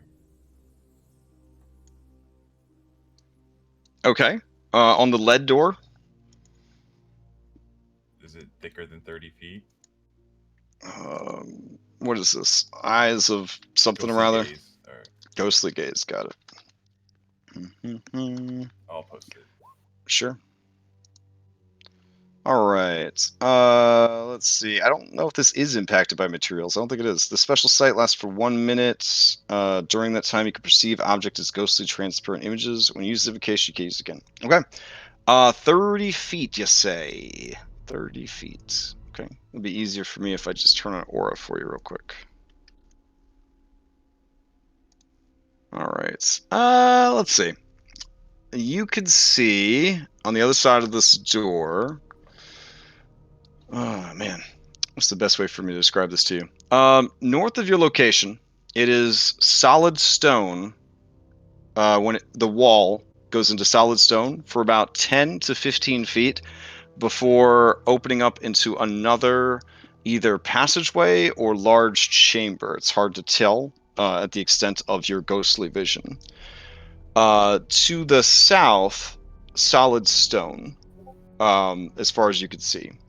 To the southwest, solid stone of about 10 feet before opening up into another chamber. And to the west, a 10-foot wide passageway that opens up into a 20-foot wide room that seems to be lined with sundries. So just crates, barrels, boxes, dried goods, foods, that kind of thing. Okay, well, we'll attempt to open the door. It's like, it's fine, guys. Let's go. And unless it's locked or something, because I want to like cover as much space as I can within this 1 minute I have X-ray vision. Okay. The door is in fact locked. The little kobold tried to escape and found the door was locked. Great. I'll try to kick it, but Okay. You do not kick the door open. all right. So get over here. Kitty will help. Okay. Skull and Katiaru, you gonna open the door? Yeah. Okay. All right. Yeah, you just kind of push the door open. You hear the lock kind of squeal and snap, and the door opens, revealing a larger room beyond. All right. You see, hiding on the other side of this door are 4 kobolds with nervously looking about. 2 of them are medium size and have lots of muscles. 2 of them are small and scrawny. They look like a whalehound could cause them to explode if they got hit hard enough. All right. Before the spell's over, I'd like to cast Sifting Radiance on the other side of the door. Okay, fair enough. That is, let's see. Can you post it up so I can grab the right template? Mm-hmm.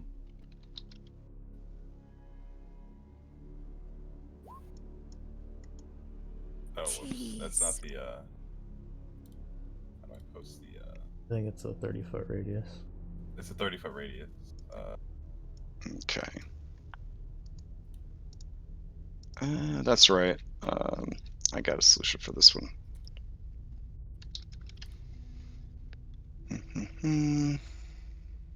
Is there a way to post the spell that I forgot about, like in the description and everything?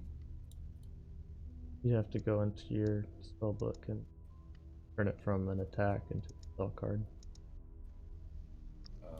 I think it does both. You could do a spell card and an attack. All right. So let's see. Where do you want to place this thing? As in centrally located as all the bad guys are, just like Okay. I could touch all of them. All right.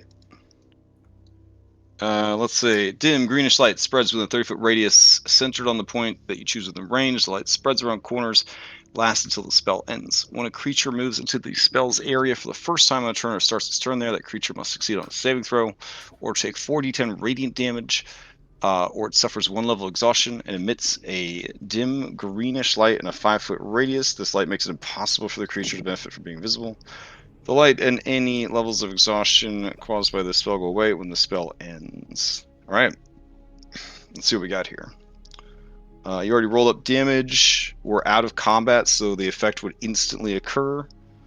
And then we would have to go into combat as a reaction to being attacked. So, I'll throw up the initiative tracker. And all these guys will take damage, and then we'll all roll into.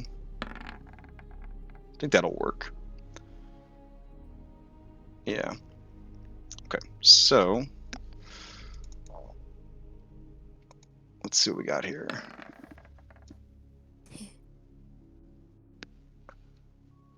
Constitution saving throw.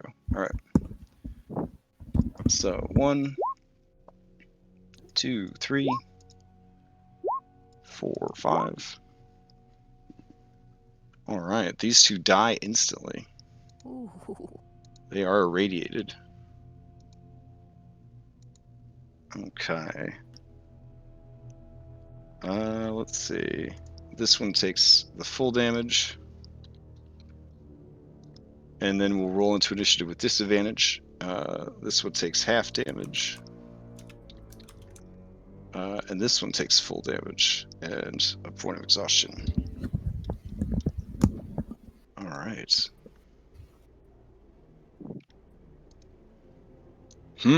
Okay. Let me roll everybody in real quick.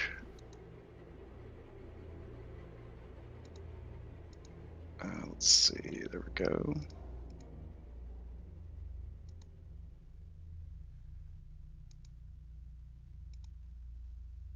All right. If you guys have all rolled in, everybody on this side of the door, I believe. Oh, almost forgot this one. Okay.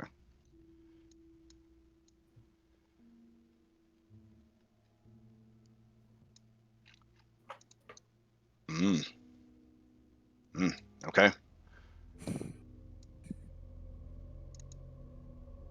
Let's see. just make it. These kobolds are so well camouflaged in this dungeon that even I am like losing track of them. Yeah, in that other room, I didn't even see them. Yeah, I was like, damn, like that's actually really slick, but also super obnoxious. Let's see. Okay, that'll do. Yep. Yep. Yep. Yep. All right. I'm just doing anybody that's nearby that would see these guys were in combat. Okay. Do they know where like the floor just started irradiating them came from, or? No, they would have no fucking clue, man. They got 6 intelligence. They're like you killed the smart ones instantly. All right. Illyria, starting things off. I will just head right here and hold my action for that door to open. Okay. Alrighty. Next up would be Kobold. Kobold is gonna see this strange irradiation and be like, I don't Constitution save. Here we go. What's the DC on your Constitution saves? I'm sure it's higher than a 10. Alright, give me the damage.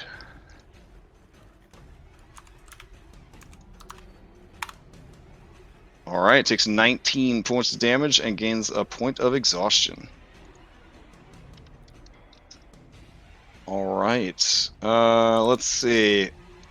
Looking around, it can't understand where the magic is coming from or what is going on. It was given a job to do. Let's see. 1 level of exhaustion doesn't affect its speed, so I think it's gonna. You see it rush out away from your vision. Okay. Okay. All right. That brings us to. Let's see. That beefy guy went. That beefy guy, Nikolai. You're up. Could the door be opened without running into the green radiant stuff, or no? No. I mean, it's going through the door. Also, it's gonna hit Spencer more than likely, unless there was something you could do to prevent friendly fire on it. No, there is. Yeah, wherever you see green, that is where Chernobyl is happening. So Okay. should he have taken a save for that? Cause Oh yeah, if his turn already. Oh, when it first went off, yeah. Pharos, would you have had to do it as well?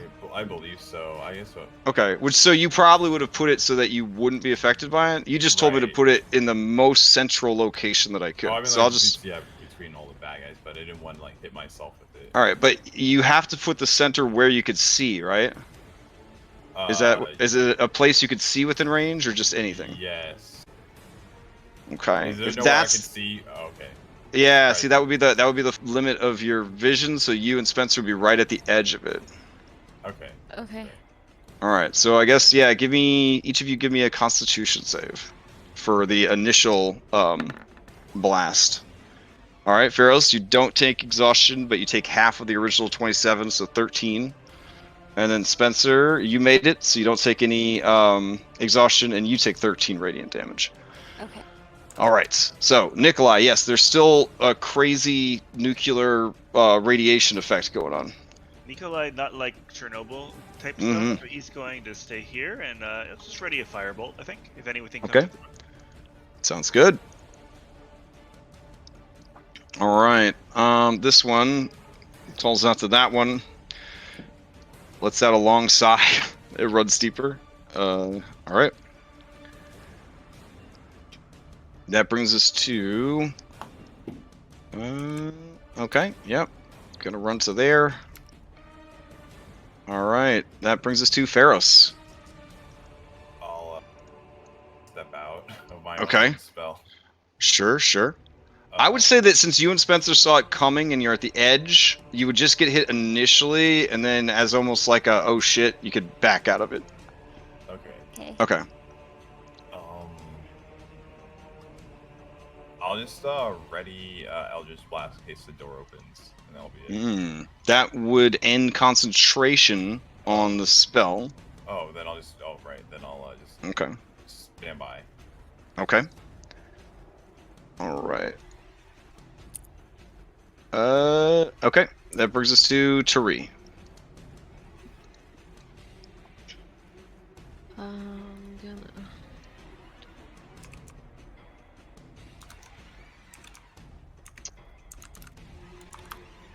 I guess I'm gonna take the dodge action.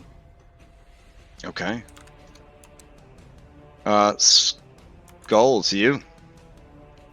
Okay. So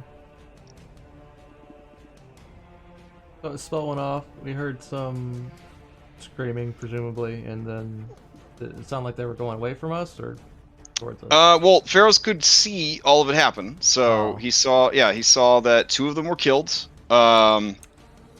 And he saw that one of them ran away, and one of them is still standing there looking confused. Okay. I guess we'll just Yeah, I'll dodge then. relay all that. Okay. That brings us to Thogrum. Alright, well, guess there's not much I can do. I'll run over this way. 10, 15, 20. And then I'll just... Sacred Flame with the word? Sure. Okay. Why not? All right. You blast the door with a Sacred Flame. The door takes some damage. But is still standing. Yeah, that's my turn. Okay. And Crash, I rolled kitty cat a little late. So if you would mind sure. It's a 4. Just in time. All right. This individual needs to make a Constitution saving throw. Here we go.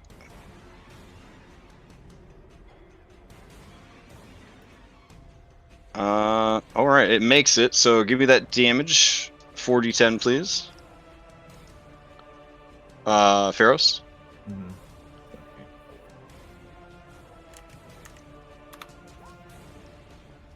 Okay, so half of that. All right, let's see. What's this thing's speed? Yeah, 1, 2, 3, 4, 5, 6. Yeah, okay. That is what that will do. All right, Ketiaru, to you. All right, kitty cat's gonna come over by Spencer and kind of lick Spencer a little bit because he seems a little hurt. Okay, And okay. Like, purr, like right next to him, kind of like snuggle up a little bit. Sure. And that'll be his turn. All right. Let's see. This cutie is going to follow orders. Spencer, to you. Spencer is going. The bad green light is waiting for you. Yeah, he's gonna honk very sadly and kind of lift Ketiaru onto his head and then like nuzzle his face into Illyria's legs, like super sadly. And he will dodge. All right. This Wobold will try to make its Constitution save. It does. Give me that sweet damage again. 4d10. Oh my god. It is bloodied by this. Let's see. 1 point of exhaustion. Alright. It means it has disadvantage to ability checks. It is going to move up on the door. The door is locked. It does not have the key. So with disadvantage, it is going to try and smash open the door to get to you guys. Oh, being strong and dumb is hard. Alright, here we go. 12 is not enough. You hear its fist pounding on the door. It's yelling out in Draconic, I will kill you! I will kill you! As it beats on the door. But it sounds very tired, very weak. And like it's hurting really bad. Illyria, to you. Could I have used my ready to action to just shoot the door? Yeah, if you want to shoot the door.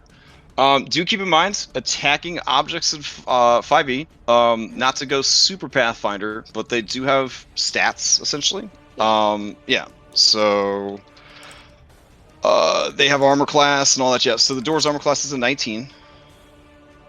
Right. I'll just hold my action again to wait to shoot and Okay. kind of like console Spencer for getting some nastiness on him. Fair enough. All right. Pharos, at the edge of your vision, you see there is a door to the north and west of you. It opens, and you see a little kobold rush in, and she motions back towards things you can't see, and then moves out of the vision, and then moves back into the vision to the northeast, and then moves out of the vision. So like right around here. Ish, that's pretty close. You wouldn't have sunk a battleship, but it's pretty close. All right. Let's see. Yeah, this guy will go ahead and take a dodge action. All right, this guy, he's very tired. He's gonna move around the corner. All right, and he will also take a dodge action. All right, Nikolai Constantine, third of his name. I'll just ready a firebolt if anything comes through, I think. Sure. All right. Okay. Pharos, you see another kobold run into view to the north and west, and then to the north and east, and then it disappears. Okay. Pharos, to you. All right. I would say you probably, if you stay in combat, have like, we'll say this round and then 3 more rounds of Ghost Sight. All right. Okay. I'll move up here because I see things running off, Mm-hmm. and I'll pass the turn. All right. You see that there is 10 to 15 feet north of you a narrow passageway, 5 to 10 feet wide. There are stepped stairs that lead down, and there are 2 kobolds rapidly making their way down those stairs towards the east. Okay. All right, Tari, to you. Okay.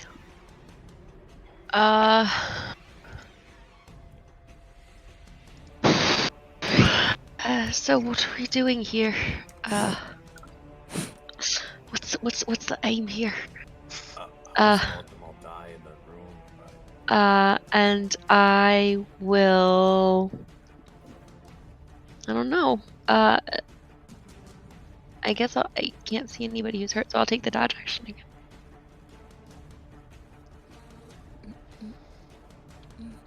Smoke them if you got them. Alrighty, that brings us to Skull's turn. I will just stand right here in front of the door. I will plant my greatsword into the ground and lean up onto it, bored. All right, corralled by your own teammates, you guys Dodging. hunker down in the room. All right, Thogrum, to you. Thorgrim's gonna walk over next to Skull and like put his hand around him, like, you see that door there? We could have gone through it at some point, but you know, Yeah. I'm just gonna take out my pipe and take a hit off of it and look back at everyone else and smoke them if you got them, Okay. and then take the dodge action. All right. This individual did not realize how strong a magics you had. They're going to retreat deeper in the dungeon to ward. Something. Yeah. All right, Katiaro, to you. I think he's gonna continue his like looking of Fair. of next to Spencer. Other options include microwaving yourself by moving towards the door. So there's that. All right. Let's see. In Ghost Vision, you see to the north of you a kobold move in, rush down the staircase, and join the other 2 as on a hot pursuit down the stairs. Spencer, to you. He will just continue dodging and being very sad that Pharos would gas chamber him. Fair enough. All right, go ahead and give me a 4d10 irradiation damage against this idiot that is trying to pound down the door. He failed, so he's going to take the full damage. All right, he melts. At the very edge of your ghost vision, you watch Terminator 2 style, right? Where, like, the nuke bomb goes off and the skeleton's like, ah! the flesh kind of melts off of it and all that. He just falls to the ground. A little dead irradiated skeleton. All right. Let's see. I'll remove him. Illyria, top of the round.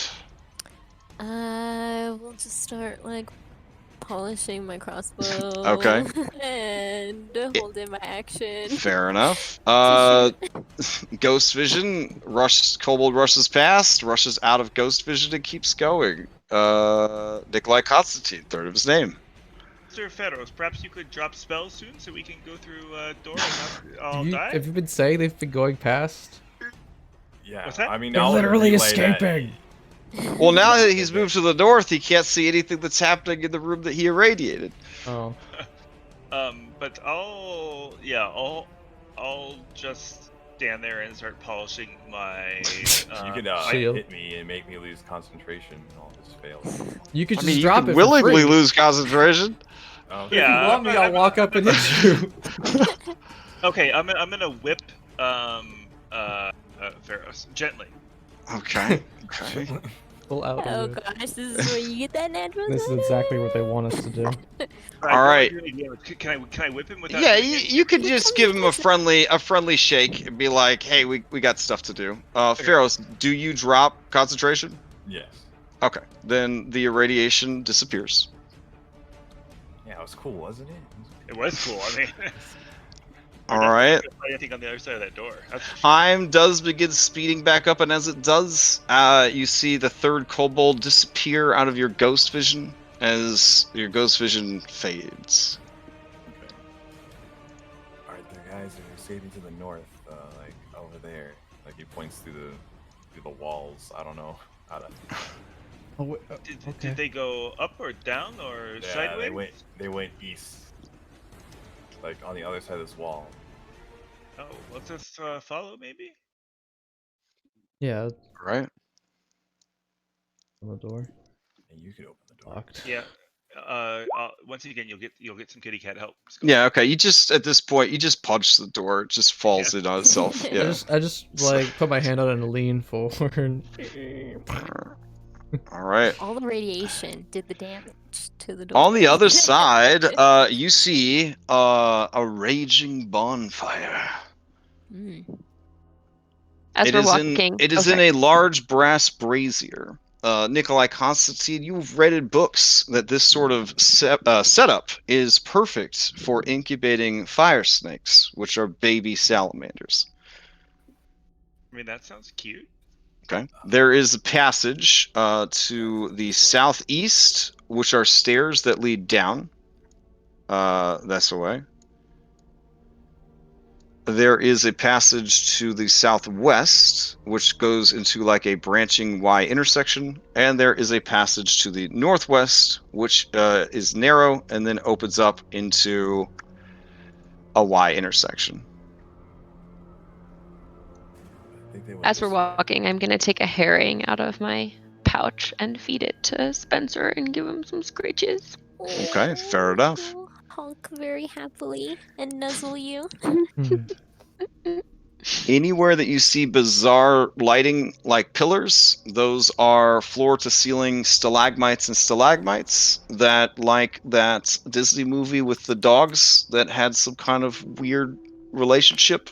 I guess they ripped off that Pretty Woman movie. I don't remember. But they ate spaghetti and they kissed each other. That's what happened to these stalagmites to these stalactites. They formed a pillar. It's the greatest thing they could ever do with their lives. And you said all the kind of passages, they all kind of slope downward. Ish. The stairs go down. Okay. The stairs go down. The hallway right here is the same level that you currently are at, and this hallway is the same. So it's really just the stairs that head downwards. Katiaru, as you fly off on your own, you see the stairs go down to a landing, and then a broken staircase that would definitely be difficult terrain that goes even further down. I look over to Thogrum and I'm like, is this still Dwarven Mines? Oh, Katiara, hold on a second. Oh yeah, sorry. I'll go back. Okay. Because you're not currently being piloted by your Wizrobe, right? So that's the thing. Hold on here. Okay. There is a creature that, as you are kind of looking down the stairs, looks up at you from the bottom of the stairs. The creature is a robed figure, but instead of a head, it has an oversized pearl. Like Mysterio? Like Mysterio, absolutely. And as it kind of turns its, I don't know, Mysterio globe in your general direction, there is a sudden psychic pain. Let's see if it hits, though. Let's see. Oh my gosh. All right, here we go.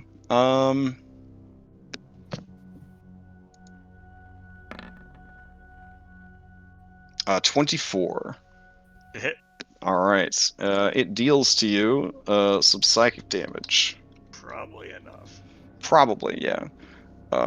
But your sacrifice is gathering intel, so 18 points of psychic damage. All right, Nikolai, you feel a severed connection between you and Katiaru.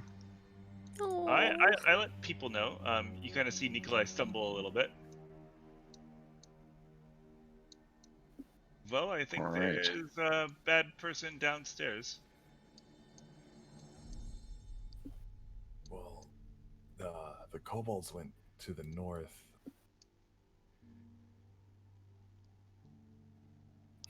Skull, what do you think?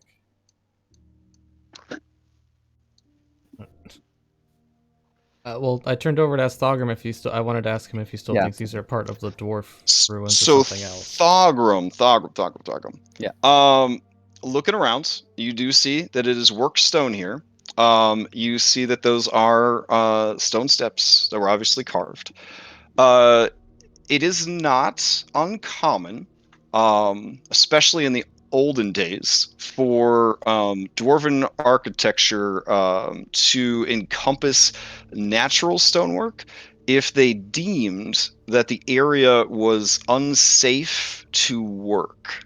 So areas that were likely to cave in, or the stone was, I guess in dwarven terms, unhealthy.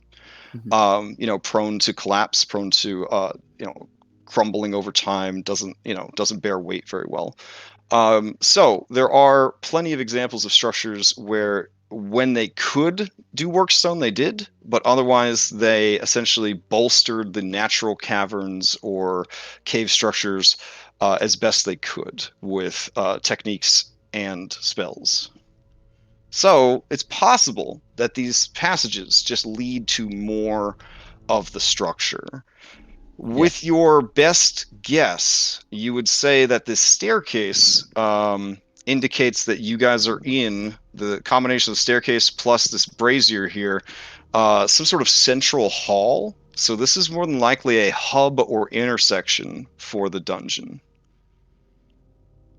Well, Illyria, with that information as a rager, you would estimate that this is the least safe place that you could possibly be in a dungeon that has been alerted, because it has the most entrances and exits to it. Yep. We need to figure out where we're going to go, because feeling kind of on edge of being here. Yeah, I would like to go deal with thing that killed Kitty Cat. I mean, we could go that way, or we can go north where the things that were running away. I mean, they might running away. Yeah. They might lead us to where we need to go, I'd think. I defer to Thogrum because you're in your element here. I don't know. Okay. Thogrum, based on Ferris's description and where you have been in the dungeon so far, you would imagine that going northwest would, especially with there being a Y intersection, would lead you back towards the east, and more than likely the rope bridge that you saw earlier. Mm-hmm. And that's where we saw the kobolds, right? That Pharaoh said he saw the kobolds come That from. they were fleeing to the east. Yep. Yeah, so I say we go that way. If we're looking for prisoners, I think they're probably running back towards them. What about this orb thing down? Just leave it for now. Well, I feel back like it'll be later. there when we get here, when we get back. True. Unless he steps out for a bite, but he'll probably come back rather soon. Oh. Has it been an hour? An hour since you stepped had in your no, I would say you've kind of just gone from one combat to the other. Best case scenario, it's maybe been 30 minutes. Okay. Yeah, so at the Y intersection, you could go left or right. To the right, you see an unarmed, but is he ever really unarmed? Swobold, flexing guns and defensively standing in front of the store. He asked the DM if he could always be in dodge, and the DM said, "That's what initiative's for, buddy." So the first thing he's gonna do when he enters initiative is dodge, or just charge one of you guys. But he sees how many of you there are, and like I'm not trying to be mean to dogs, but like a dog, right? He is possessed of a courage that only a lower intelligence can grant you. He begins to hiss and maybe even bark in your general direction, warning you off from his general area. He is quite intimidating. I will roll an intimidation check to see if this persuades you.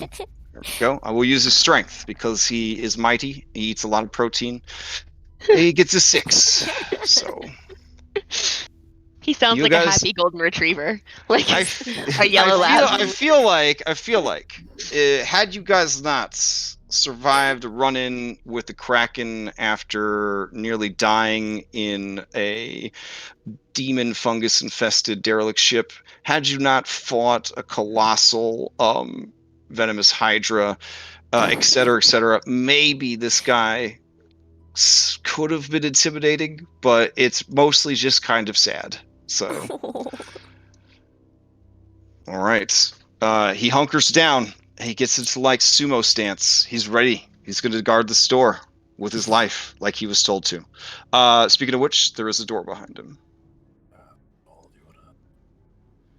And worth mentioning, a lovely dwarven statue right here. I cast Firebolt at him? Okay. Go for it. Well, roll initiative because everybody's aware of everybody, so there's no. Yeah. Yeah. So your intent to cast Fireball kicks us into initiative. All right.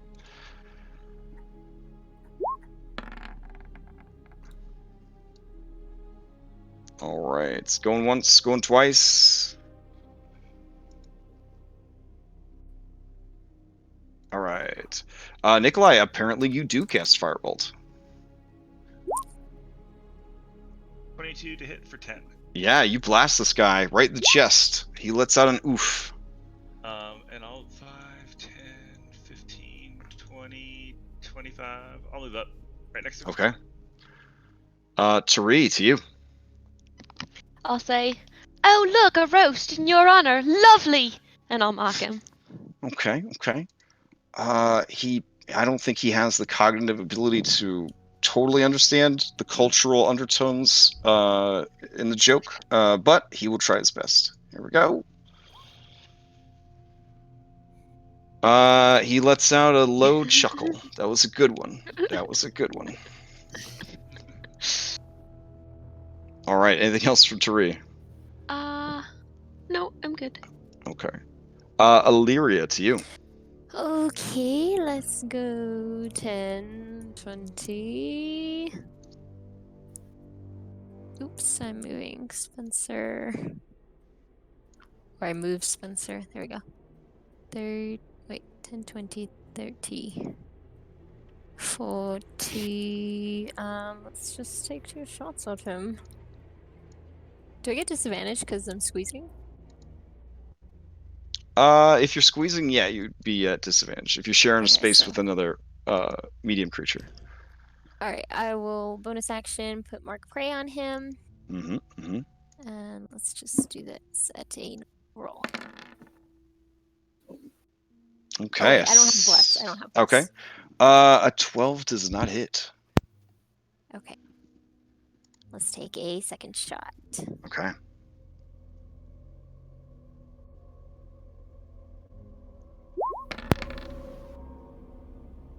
Uh, 15 does hit. He takes 17 points of damage.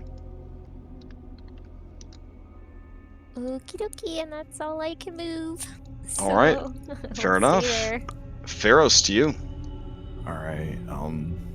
I'll just walk up here and just look at the sad thing. Like, all right, guy, you know the drill, and attack it a couple times. Okay. Yeah, both those hit. It is bloodied. All right, it is bloodied and staggering, but it maintains a defensive stance in front of the door. All right, and then I'm done. Okay. All right. It looks to this hobgoblin, but it only briefly, because it sees the traitor to the draconic people. Oh, One of the two black devils who steals babies. Is going to move forward and try to suplex you. Here we go. 22. Yes, it hits. All right. It pick you up over its head, then back bend, slam you down into the ground over here. Ah. You are grappled, restrained, take 9 points of bludgeoning damage. It won't live long enough to crash compactor you, but it's okay with that. Skull. I start clapping. Out of here. You got it. You got it, Pharos. 3-1. I'll just stalk up behind it with the flaming greatsword and try and stab it through its back. Okay.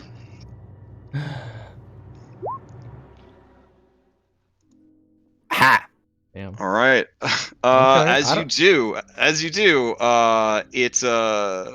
it's so busy, like smashing Pharos against the statue and the wall and the floor. It's hard to get a good hit in there without hitting Pharos. And you did promise you wouldn't stab him through the heart ever again. So you do have other attacks though. I do, but I don't know. That little comment. I don't need to use my second attack. Okay, can fair do it. enough. Get out of here, Skull. Wait, no. I'll try again. Okay.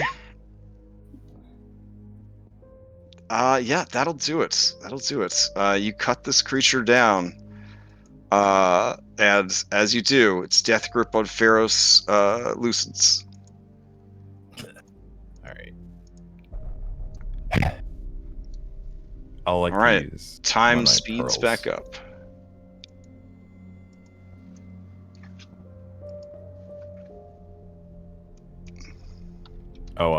Crash, I'd like to use one of my pearls to get back a spell slot. And then... Sure.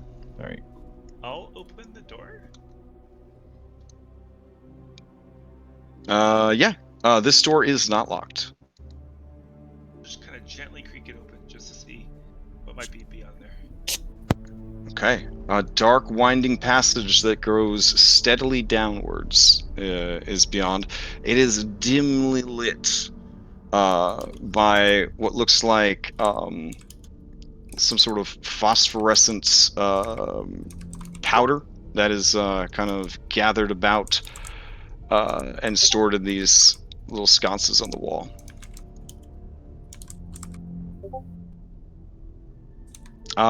You do not see any tarps, Nikolai. So they could use some tarps down here because there's a lot of leakage. It's very, very leaky. But How about It's a tarp. traps? you don't see a trap, but you do see this kobold right here. And the kobold lets out a cry of alarm. In Draconic, it squeals, "They're coming! They're coming!" Alright, it's gonna roll to initiative, I guess. Yeah. Here we go.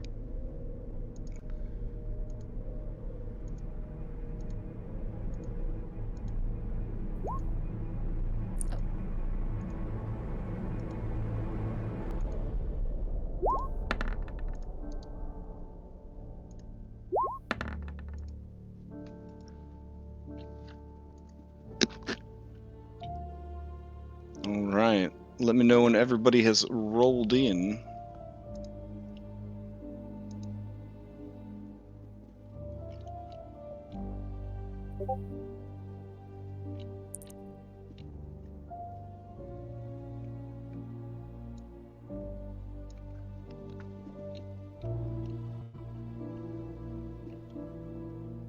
I'm good on my. All right. Here we go.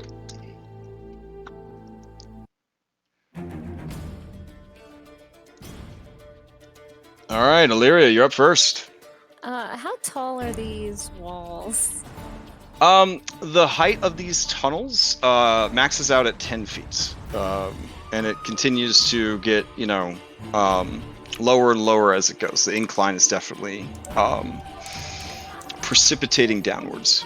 Can I scale the walls to not lose movement speed, or do I just have to? Yeah, over your 20? allies. Yeah. Yeah, that's fine. Okay. I see that cheese all the time with Tabaxi. Moving Spencer. I'm just gonna move him right there for now. All right, you got abilities, you want to use them, do it.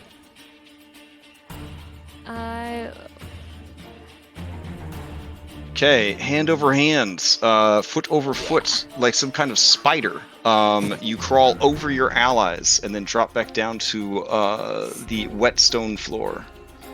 Yep. The kobold is impressed. Yeah. Yeah, let's just mark prey. Do we want to talk to this one, you guys? And wait for a response from anyone? Going once, Anyone? going twice. 2, 3. 6-second combat and- round. I would kill it. All right. Boom. Okay. Yeah, dies instantly. Oh, well, that's that, I guess. Let's move along. All right. Any other movement, or is that your turn? Let's see.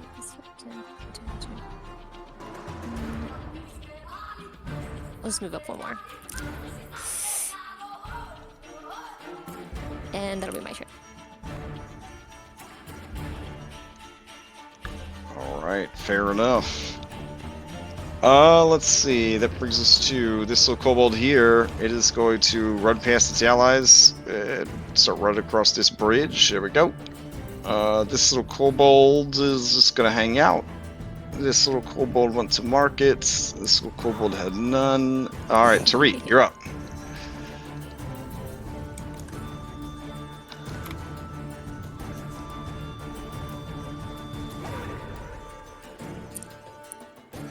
I guess I will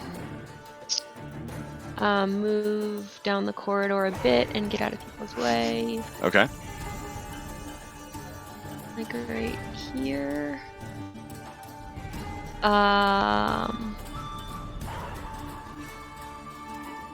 And I guess Vicious Mockery is, I think, what's the range on that? I think it's 60 feet. 60 feet. Okay. Yeah. I will say, nice shot, Ilaria. Thank you. And I will. Make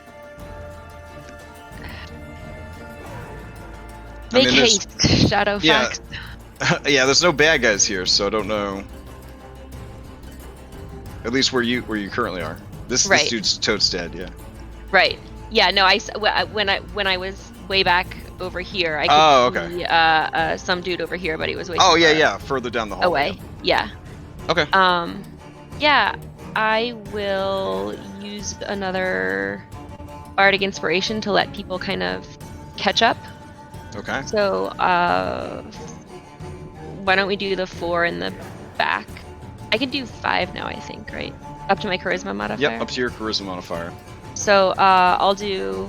Illyria, you can pick between you and Spencer if you want, but everybody else can charge ahead. If you like, you can use your reaction to move up to your speed with no attacks of opportunity, but you still have to deal with moving through allies, being difficult terrain, all that jazz. And you gain 8 temporary hit points if you did not already have 8 temporary hit points.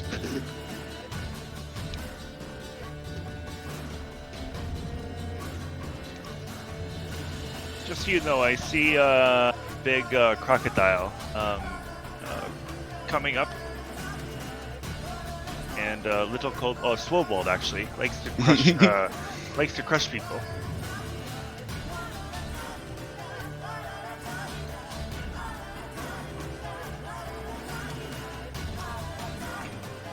All right, I had already preemptively moved that Wrath Roxas and taken a dodge action. Kobold behind him readies a sling. Again, everyone's doing their part. Nikolai Constantine, your reaction comes back and your turn begins. I'm gonna keep moving up. So 5, Sure. 30. Sure. And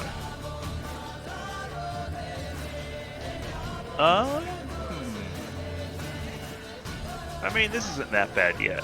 I think he's just gonna send a firebolt at that big guy. All right.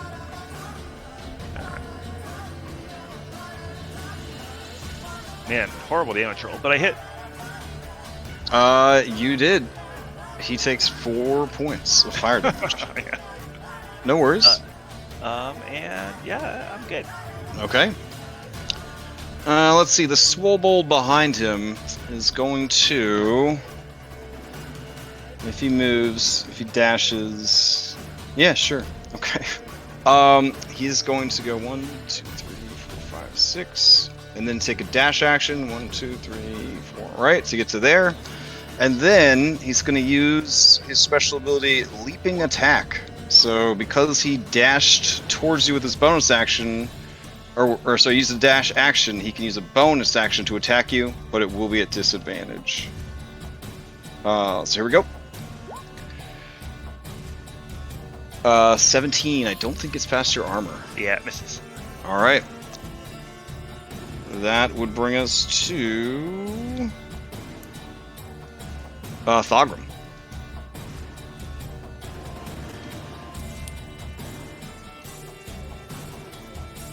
You may be muted. I don't know. Yeah. Okay. Oh yeah, sorry, I was muted. Yeah, I'm just gonna go run down the hall, 25. Okay. And I will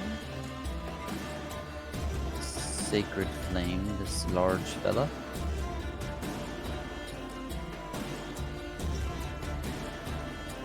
All right. What, the Swobold or the really large fella? You know, I meant him. 'cause Okay. I didn't see this guy blending in right here, but Right? Yeah, it'll be I've fine. started like left-click dragging my cursor to make sure that I'm not missing any kobolds that might be hiding on the map. It's crazy. Okay. So you want the Swobold to do a dexterity save? Here we go. No. You said you were doing the big guy, right? Which one Yeah, is it? the big guy. Okay. I believe they have the same dexterity save. They do. Okay, so he fails. And then I will. I don't think I need to bonus action anything, so yeah, that's it. All right. Okay. These little guys, just hang tight. Pharos, you're up. All right, I guess I'll move my 30. Whoops. Yeah. And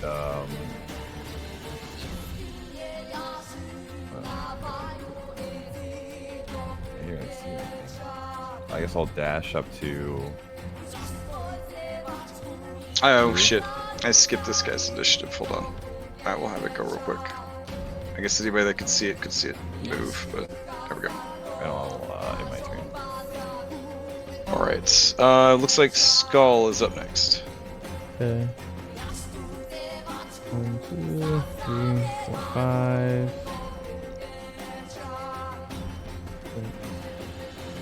6, 7.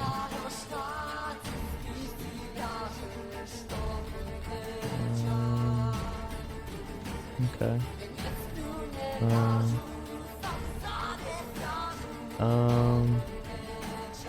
Oh yeah, I'm gonna bonus action dash to move the remaining up to this guy, and I will. Yeah, I guess I'll just attack him twice. Okay.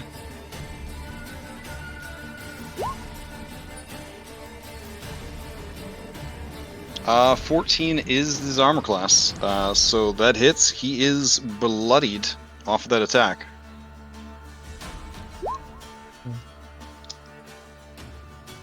That one does not hit. Alright. I'll just kind of, yeah, that'll be it. Okay. Let's see. Alright. Spencer, to you. Okay, let's go 5, 10, 15, 25, 30, 35,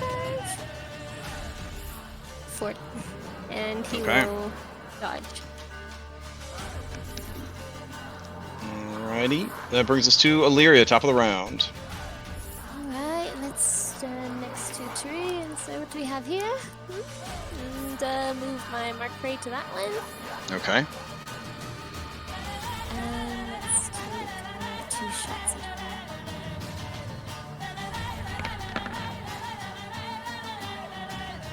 That is going to hit. These will be regular attacks because he's dodging, but yeah, that would hit. Oh, okay. Okay. Well, I mean, yeah, 22 hit. Okay. And then a second hit.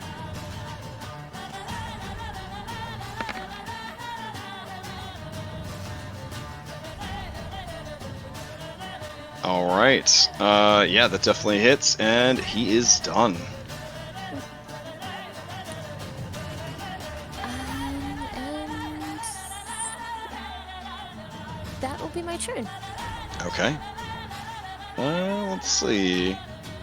This little kobold right here would rush up to here and try to hide. Let's see.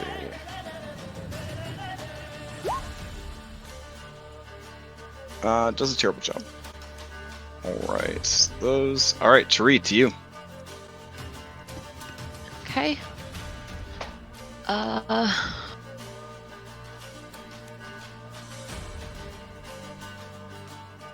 I guess I'll step on this. Okay. Okay. It looks like it empties out, so.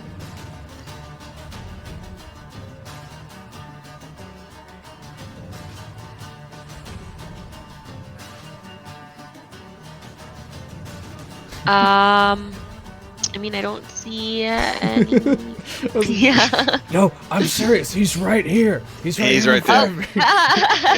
Yeah. My name is I walked right up to him. Well, I didn't even see I you down mean- there. Best Aw. camouflage Yeah. kobolds ever. Yeah.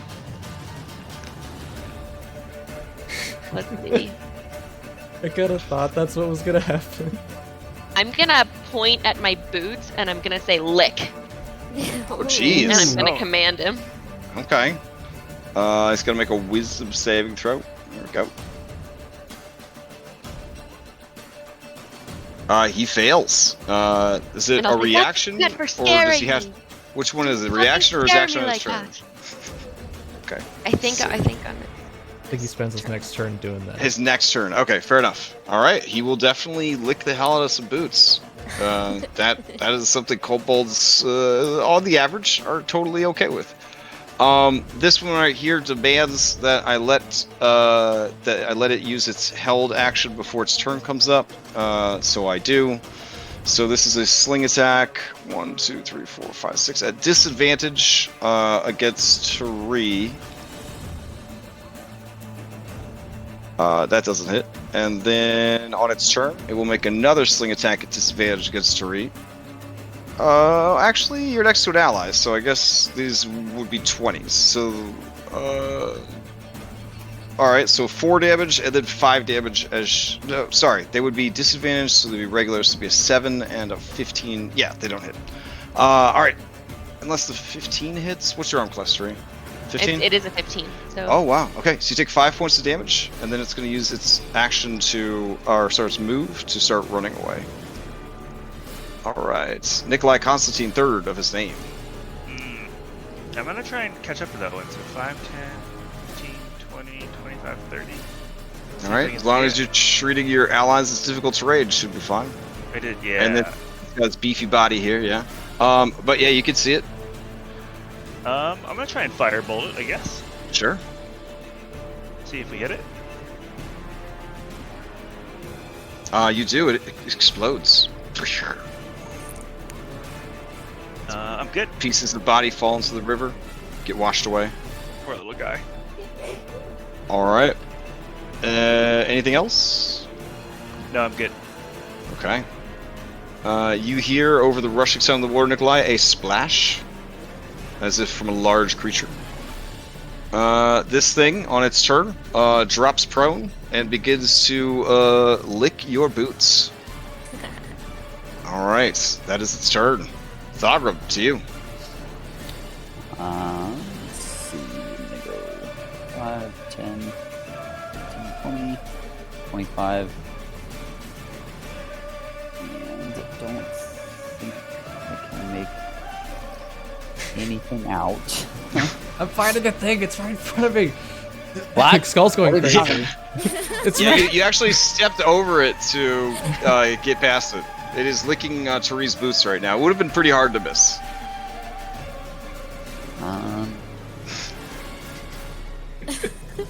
He's right. He's right there. The fella on the head. I mean, he seems like he's okay right now. I mean, it's just doing a thing. So I'm going to. I'm gonna dodge. All right. Let's see. That brings us to this kobold. All right. Pharos, to you. All right. So I'll move up. It's like he'll look down at what's going on over here. It's like, is this a thing? You know, It's a rock thing? is this a? Are we just gonna leave him there? Or, oh, man, this is gross. All right.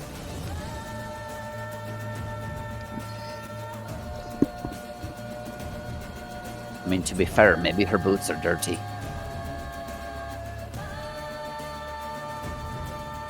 Not And- anymore. Is it still up? I mean, it's alive. It's licking her boots. It's gonna be done licking it. Oh, you're shooting at it. Got it. I didn't think anybody could see it. It is still alive. It is still alive. All right. It dies doing what it loved, being a bootlick. All right. Anything else for Pharos? Nope, that's it.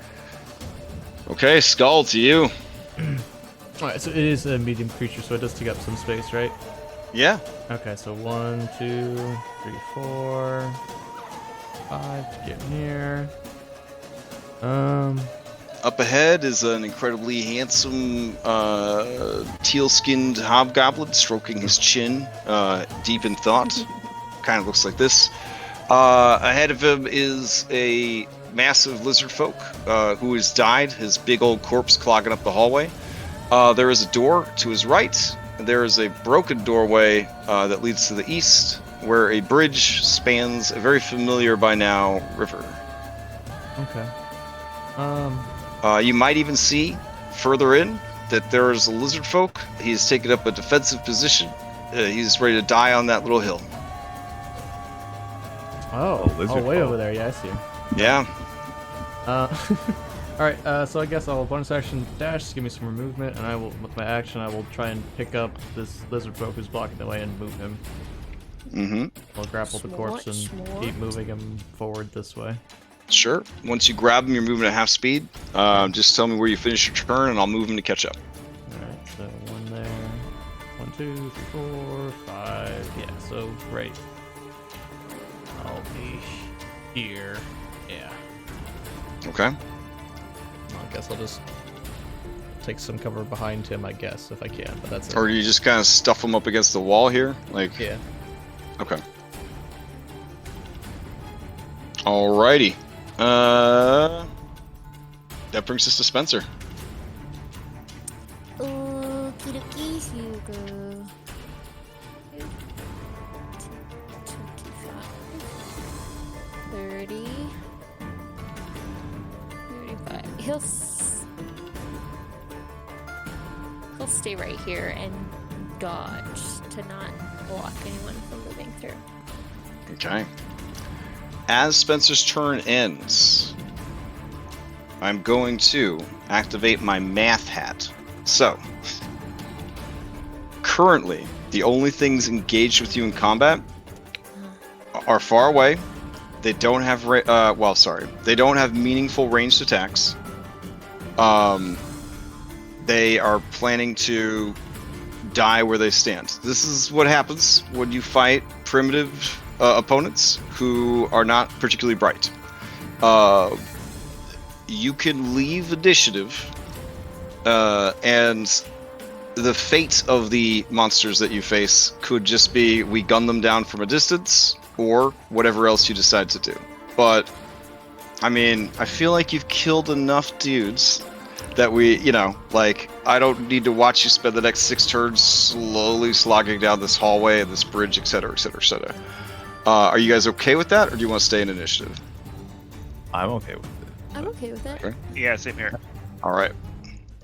I did want to get some more commands off, but I'm cool with it. Okay. The I other mean, there group needs to are be claimed. plenty of people living in Daggerford, Saltmarsh, and maybe even in this party who would lick boots and other things for you if you just ask them. You don't have to mind control everybody. I'm pretty sure there's a whole fan club of people that is all they think about.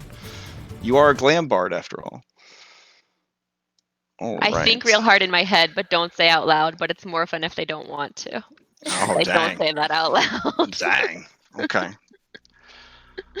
So, there is a door to your right. Okay. Apparently, there's not a door anymore to the right. All right. You smashed through it. That's right. This doorway was broken down because you can see it on the ground there. Okay. It goes to a winding passage. As a punishment, of course. Oh, of course. All right. You turn the corner and you see there is a rickety, almost rotten, but in places, but freshly repaired in others, stone walkway. All right. Nikolai jumps 30 feet down. It's cool. Oh crap! Weird flex. Sorry. Yeah. So these stairs wind down to the very small shoreline there, and there is a small canoe that is tied off. You could see that this is where the river branches and dips below the stonework slightly. You could, in that canoe, I suppose, kind of duck down in the canoe and ride it south if you wanted to. So that would go this way, essentially off the map into another part of the map. There's also a passage underneath this piece of stone that goes upriver.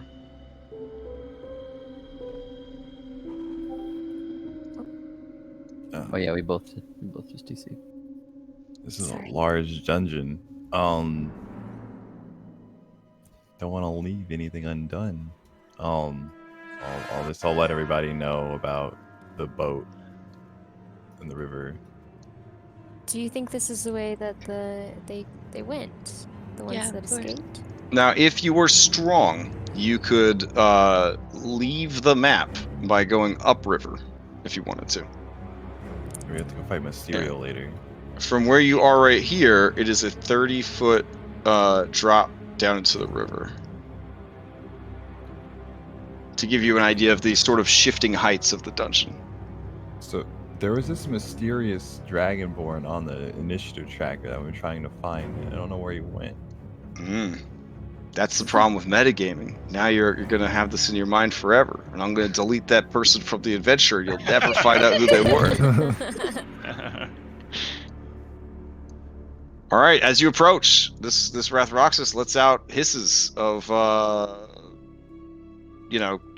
basically, I'm going to kill you. Get away. They are in front of a door. The door does seem a bit better reinforced than some of the other doors that you have seen.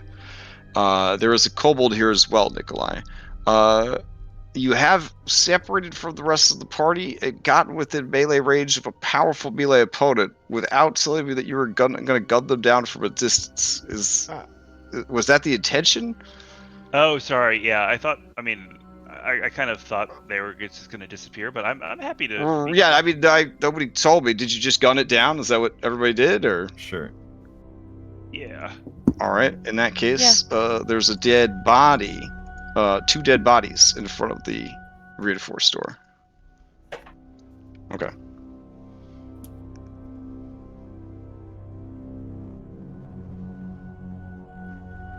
All right. In that case, it looks safe? Question mark to proceed. I'll at least check the door for any traps. Okay. Okay. Give it a little listen, etc. Sure. Give me a perception check. Okay. Oh yeah, it's safe. It's Yeah. It's totally fine, guys. Sounds pretty solid.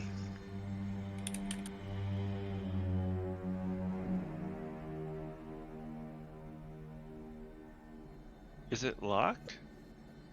It is locked, but you do see what few belongings this creature has. There are keys amongst them. My intelligence, I'm going to put 2 and 2 together, and I'm going to Sure. Okay. And I'm going to put one of the keys at a time into the lock. Sure. You hear it unlock.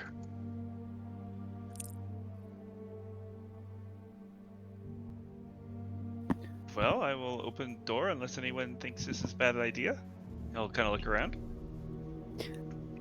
Thagram's gonna chuckle, like, this is some kind of record. We actually opened this one.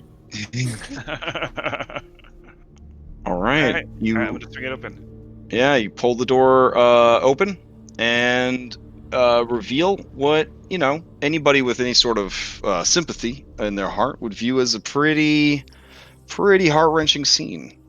You see 5 merfolk wallowing in a rancid pool of stagnant, slimy water. They are underfed and look very sickly. As the bright light of your party shines on them, their eyes narrow into tiny slits, their double eyelids kind of coming into play, and they shy away from you, flopping to the back of the pool. It is rancid in there. I immediately start playing the merfolk song that I learned from my island. Okay. Yeah, Spencer will playfully. He'll muster the rancid water and try and swim around them. Okay. To try and calm their nerves. Yeah. These creatures are not total strangers to such a beast. They've seen killer whales and things like that. And maybe have heard of such creatures from further north along the Sea of Swords. Mostly they're just startled and confused. But when their eyes rest upon Pharos, they are filled with fear. And they just sort of weakly clutch at each other and just sort of flop in the rancid water. You could see that they are reliant upon the water to breathe, and that is what is making them sick, because they have to keep dipping down into this filth, and then it goes through their gills, and it's just horrible. Illyria, tell them we're here to help them. Yeah, I'll say in Aquan, my name is Illyria Payne, and we're here to rescue you. Okay. The merfolk look about, and this one speaks up and says, back to you in aquatic, which is just horrible burlock sounds since you guys are above the water.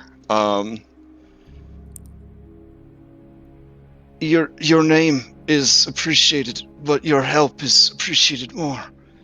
Can you get us to water? Medicine, please. food, please. I will tell the group that they need water, food, and healing. Yes, please come out. I look to Nikolai and ask him if Liamon's tiny hut is like a pocket dimension. Oh no, that's a good question. It is not. It's a little force field dome. So Now, it could be put into his skirt? Yeah, I think you guys have done that before. Yeah, So what if we fill it up with water and put it in the skirt? Once the skirt closes, everyone is zapped out of it. Oh, we can't carry. You can't just carry it around. Okay. No. But there is I don't know what kind of water they need, but there is this big river thing close by. No. Remember, they abolished science in 5th edition, so water is water. This is no fresh water or salt water anymore. It's just water. That's it. So doesn't make any sense. That's okay. You guys get to breathe air wherever you go, so it's only fair. So Maybe we could take them to river. Yeah, I'll tell them that there's some clean running water outside. yeah, you see a couple of them begin to weep. A bit out of relief, but a bit out of the irony of it that they have been this close to water this whole time. Do you have the strength to swim? They kind of look to each other and look to the cesspool that they're in, and this guy's like, if it means survival, we will do whatever we can. Can Spencer scoop one out on his back? Yeah. If they'll They, allow it. yeah, So that they way he kind of can shy away, but then she grabs a hold of him, and you can sort of drag her towards the thing. Merfolk on land, it's not great. It's there's a reason that they made up tridents. Because all the people that wanted to play Merfolk were like, hey, this actually kind of sucks. Yeah. Yeah. I'll carry one, whichever one Okay. allows me. Can I get a sense as to whether they're poisoned or whether they need healing? Like what would help them? Can I do like a medicine check on? Yeah, they are. I mean, without even a medicine check, just being a bard and trained in medicine, they are diseased. It's not a magical disease, but they're all very sick from breathing and drinking this stagnant water that they've been kept in. Yeah, if we find fresh water for you, will you be good again, or do you need more help?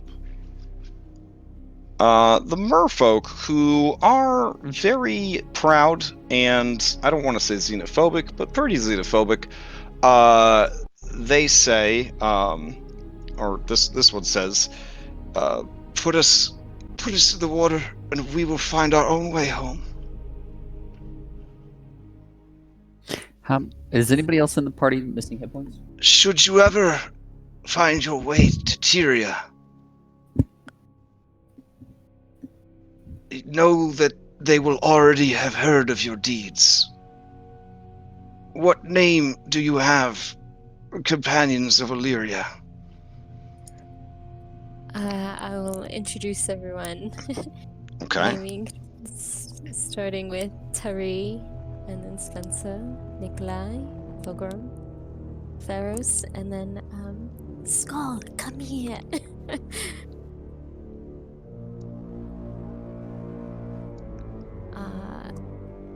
But yeah, we can show 'em the water, right? Yeah, sure. They have a 10-foot speed. Anybody that's watched a good horror movie with mermaids, you know that they do that thing with the hands and the hips as they come after you to eat your face. If you want a really cheesy book about mermaid monsters, I can't actually remember the name of it, but it was if I do, I'll post it in chat. There was it was pretty fun monster book about mermaids. All right, yeah. So assuming that you just want to take them to the river and let them go, they are down for it. They want to get the hell out of here. Wait, Crash, did you say that I heard something splash in the water earlier? You did. Yeah.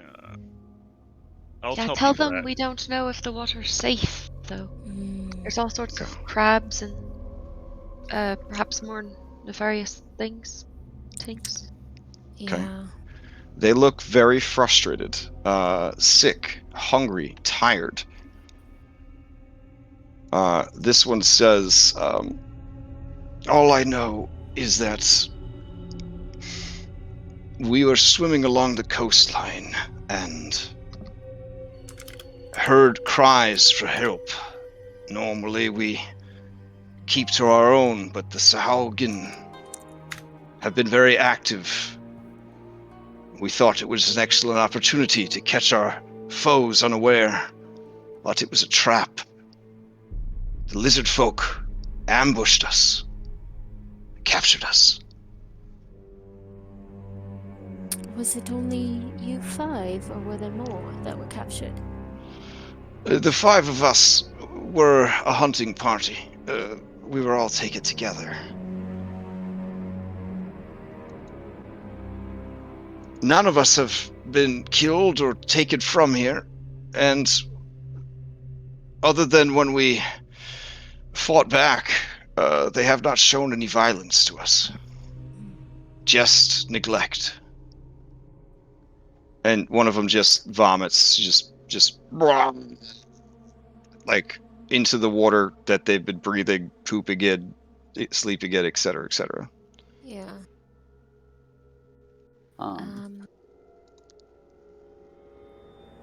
Crash, I'm gonna, if providing we can spend like 10 minutes here, I'm gonna cast Prayer of Healing on all of them and Pharos. Okay. I think 10 minutes would be doable. Yeah. Can I Do you have go? that? Never mind. Okay. What were you gonna say? Do you have that spell that purifies water? You might have. You might not. Purify food. I and don't drink, have it but- now. Oh, okay, never mind. I do. I don't have access to it at the moment. No. I mean, Oh, that probably wouldn't work for like a Thogrim is- tiny pool. While Thogrim is casting the prayer of healing, I'm gonna take out one of the flasks of like holy seawater and just like give each of them a little bit to like splash in their faces, like not thinking that it'll really help them, but like it'll at least hopefully Okay. alleviate their And- suffering a little. Your knowledge of merfolk tree is that while they prefer to breathe water, they are amphibious creatures, so they can breathe air. So they could have been left just dry docked in this cell.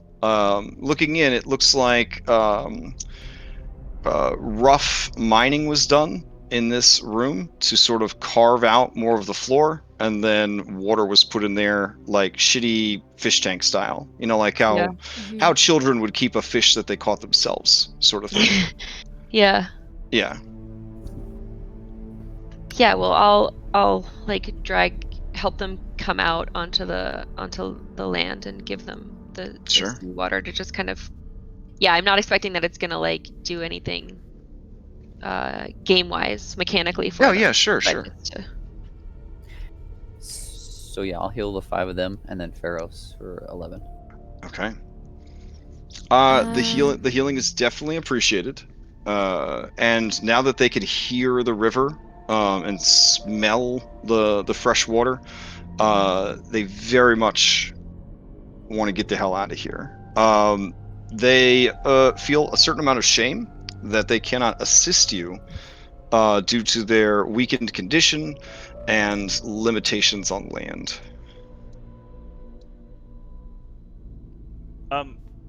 Crash, I'm gonna just watch the water. Yeah, Probably won't sure. say anything, but just in case. I give them I apologize if this is a rude question, but I assume you do use weapons. I have this extra dagger and this scimitar. Would you like it? Would it be helpful? Yeah. They nod, and I guess the leader says, "We will take any aid that you will give us. It brings us. Thogrim It can didn't bring actually. us no further shame than what we already feel at our foolishness and capture."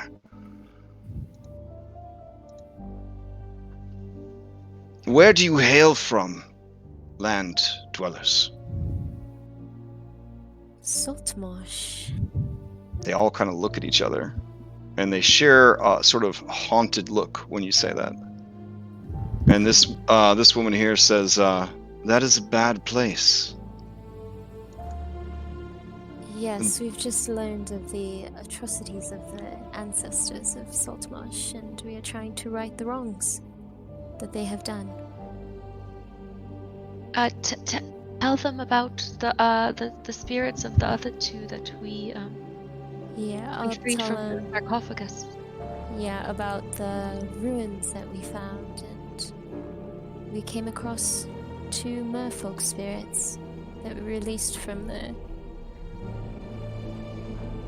tormented afterlife. Their faces are hard with pain and determination as you speak to them of these things. And it's definitely like a taboo / sore subject to discuss at all, apparently, but to hear land dwellers sort of mentioning it. But there is also surprise there at your, claims of what happened and what was done. This one says, "Do you know the one called the Goblet?" The goblet? I'll ask the group, does anyone know the one? The goblet? He is a servant of the one they call the Prime Water. Servant of Prime Water. Is he a cat? No, he is a man, an old man that drinks often. He is the liaison that some of our people use to deal with the people of Saltmarsh.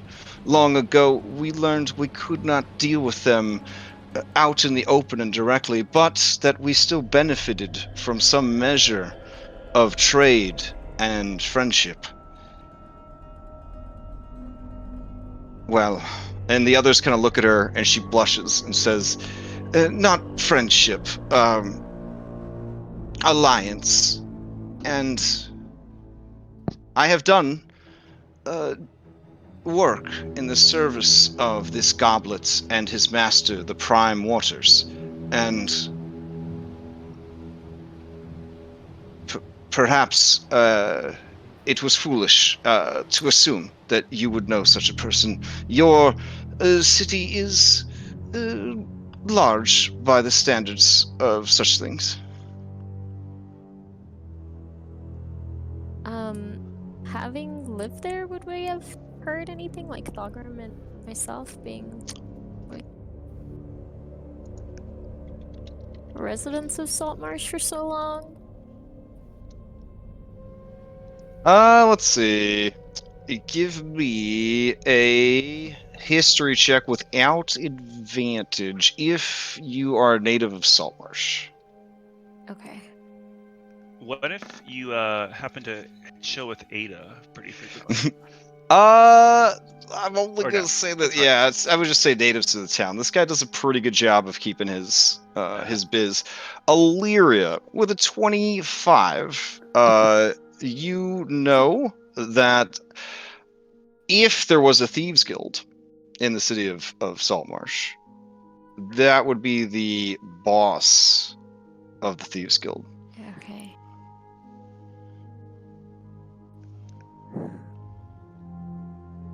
I will say in common to Skull, mentioning the Thieves Guild, and if he knows of.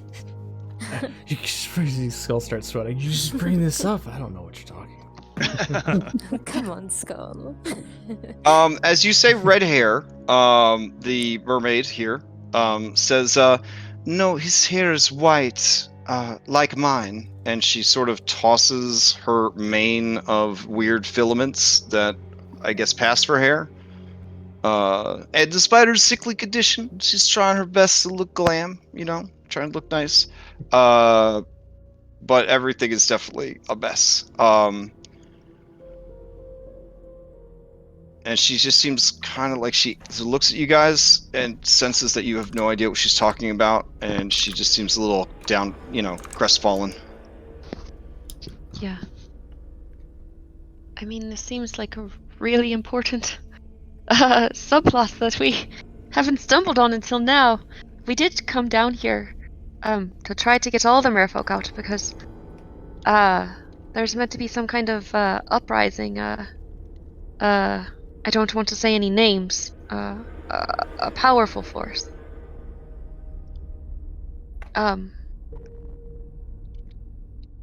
Yeah. Let's get you out. Do you know where any others have been taken? Or where there were meant to be more merfolk in the mines? Do they predate you at all? They seem so confused by the random selection of topics that you have thrown at them. They kind of look at each other, and this guy says, I told you we were a hunting party. The 5 of us, taken by surprise, along the coast, the swamplands. The lizard folk, these large ones, and these smaller lizard folk. We saw this one, and he kind of like flops a little to the hallway and points at Pharos, and then sees Skull and lets out a gasp and says, stealth. "Oh, 24 stealth, but you're out in the open. Like, Yeah, where are you that's fine. stealthing? Behind Pharos? You're Yeah, like with my- 7 feet tall. My giant flaming greatsword, yeah. Okay, yeah, okay. So Sorry, that's why I didn't go over there to scare them. But the guy says, we are familiar with what a mine is. And this girl who's looking very sickly is like, I don't know what a mine is. And he's like, well, most of us know what a mine is, and we have not seen a mine. We were brought here bound and unconscious. When we awoke, we were in this cell. That's all we have seen and all we know. No one has come for us for days. Occasionally the door would open, and they would throw us a fish that we were forced to share. Would I know if they eat raw fish? Yeah, it was raw fish. Yeah. But they like that? Yeah, I mean they'll eat a raw fish. Like my regular pouch of fish. So these like D&D D&D merfolk are very similar to like Magic the Gathering merfolk. They are not like Disney Little Mermaid merfolk. Okay, They have a lot more in common. Yeah, they have a lot more in common with like fish than they do with people. And that goes with the whole like we'll eat whatever we could kill. They have a lot more monstrous features. They have sharp teeth. All that stuff. So Yeah, I'll feed one fish to Spencer so they know that it's okay. and then I will offer them the rest. Yeah, it's terrifying. It's terrifying because their mouths unhinge very far back, and they start devouring the fish, bones and all. And they go from like adorable, she rescued you on the beach, to this woman could rip your throat out and kill you. But they are very pleased to have some fish. This one, who seems prone to vomiting, eats hers too fast and begins to barf. She catches some of the barfed up fish in her hands and just starts eating it again. Gross. All right. They keep looking past you guys towards the river, and Nikolai looking thoughtful down at the river. Yeah, maybe we can If you wish to leave this place, we will guide you. Once we're in the river, we will know the way home. We could travel there together.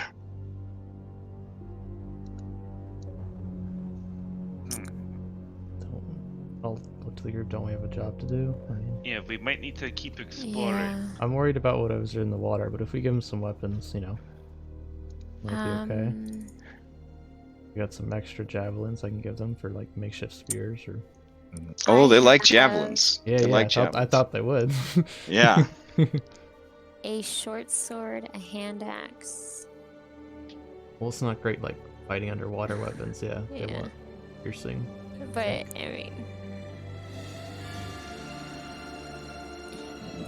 Alright, yeah, they have nothing of value to offer, but reiterate that if you ever come to their homeland, which is Tyria, they will have told as many who would listen of your rescue and kindness.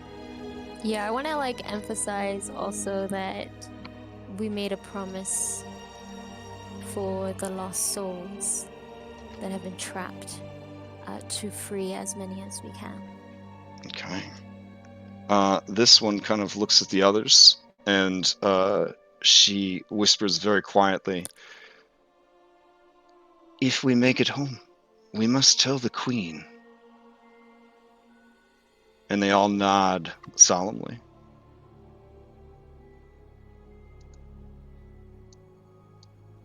And then this guy says, "There are many among our people who believe that dark times are upon us. The Sahaugen work with a greater evil, the Anguillians of olden times, said to have gone extinct. Instead, they've entrenched themselves in the deepest, darkest parts of the Great Sea. In recent months, they have risen to the surface waters and begun raids and organized attacks. Despite their monstrous appearance, they are quite intelligent and tactical. The Sahaugen do their bidding, viewing them as your species would view... and he's like struggling, angles, angels. It's interesting. It is said they serve a great evil, a kraken of immense and incredible size, so large and fierce it is feared by others of its own kind. Thought only to be a legend, we hear more and more whisperings of it every day.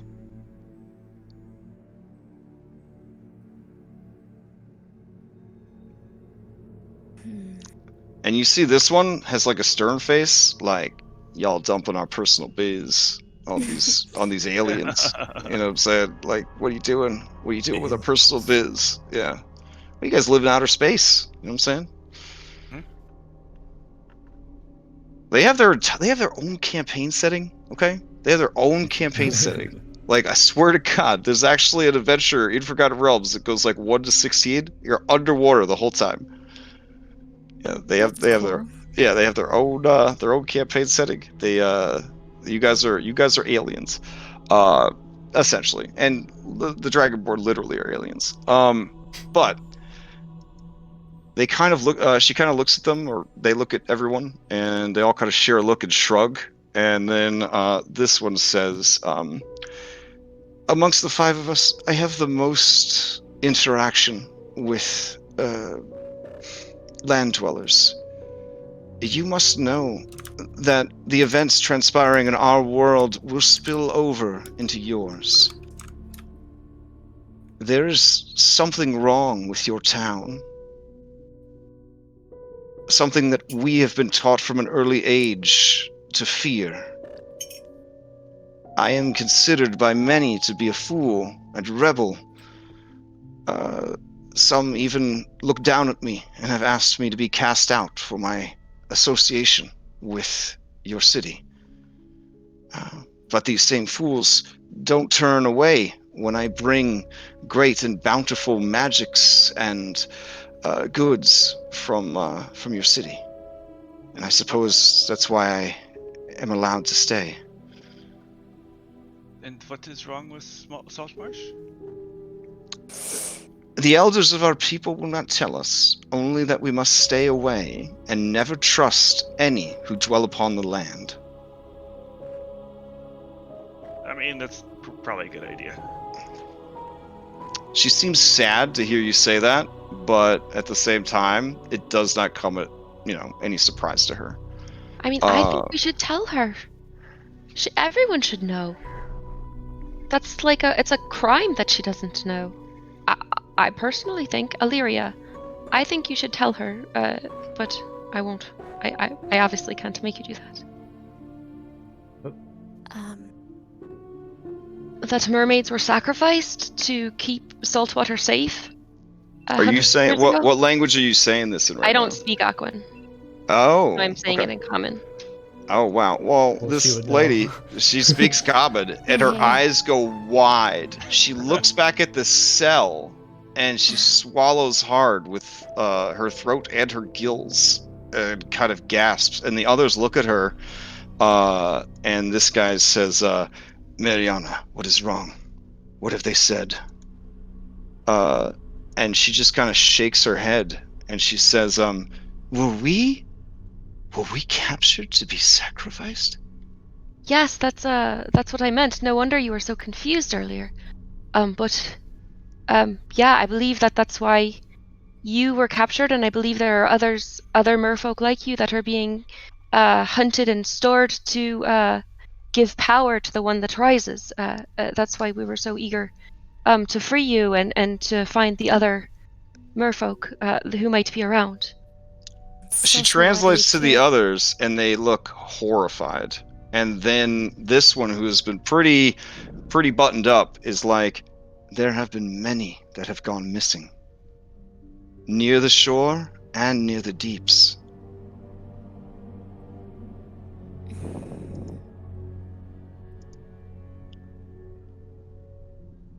Yes, that's why we've kind of made it a personal mission to try and find as many as you as possible to free. Mariana looks at you guys and says, "Promise me then, when you finish your work here, you will come to Tyria and speak with our queen. Perhaps your knowledge and hers can be pooled into something greater that could benefit your people and mine." That would be so helpful. Thank you for the invitation. Yeah, we can promise you that we will come. All right. She translates to the others, and they all seem satisfied. If you are offering javelins, they will most certainly take them. And then their intention is to flop into that water and GTFO. And that's good. where we'll probably leave off, with them getting ready to flop into the water. Okay, nice. All right. So I'll take you back to the dashboard for now.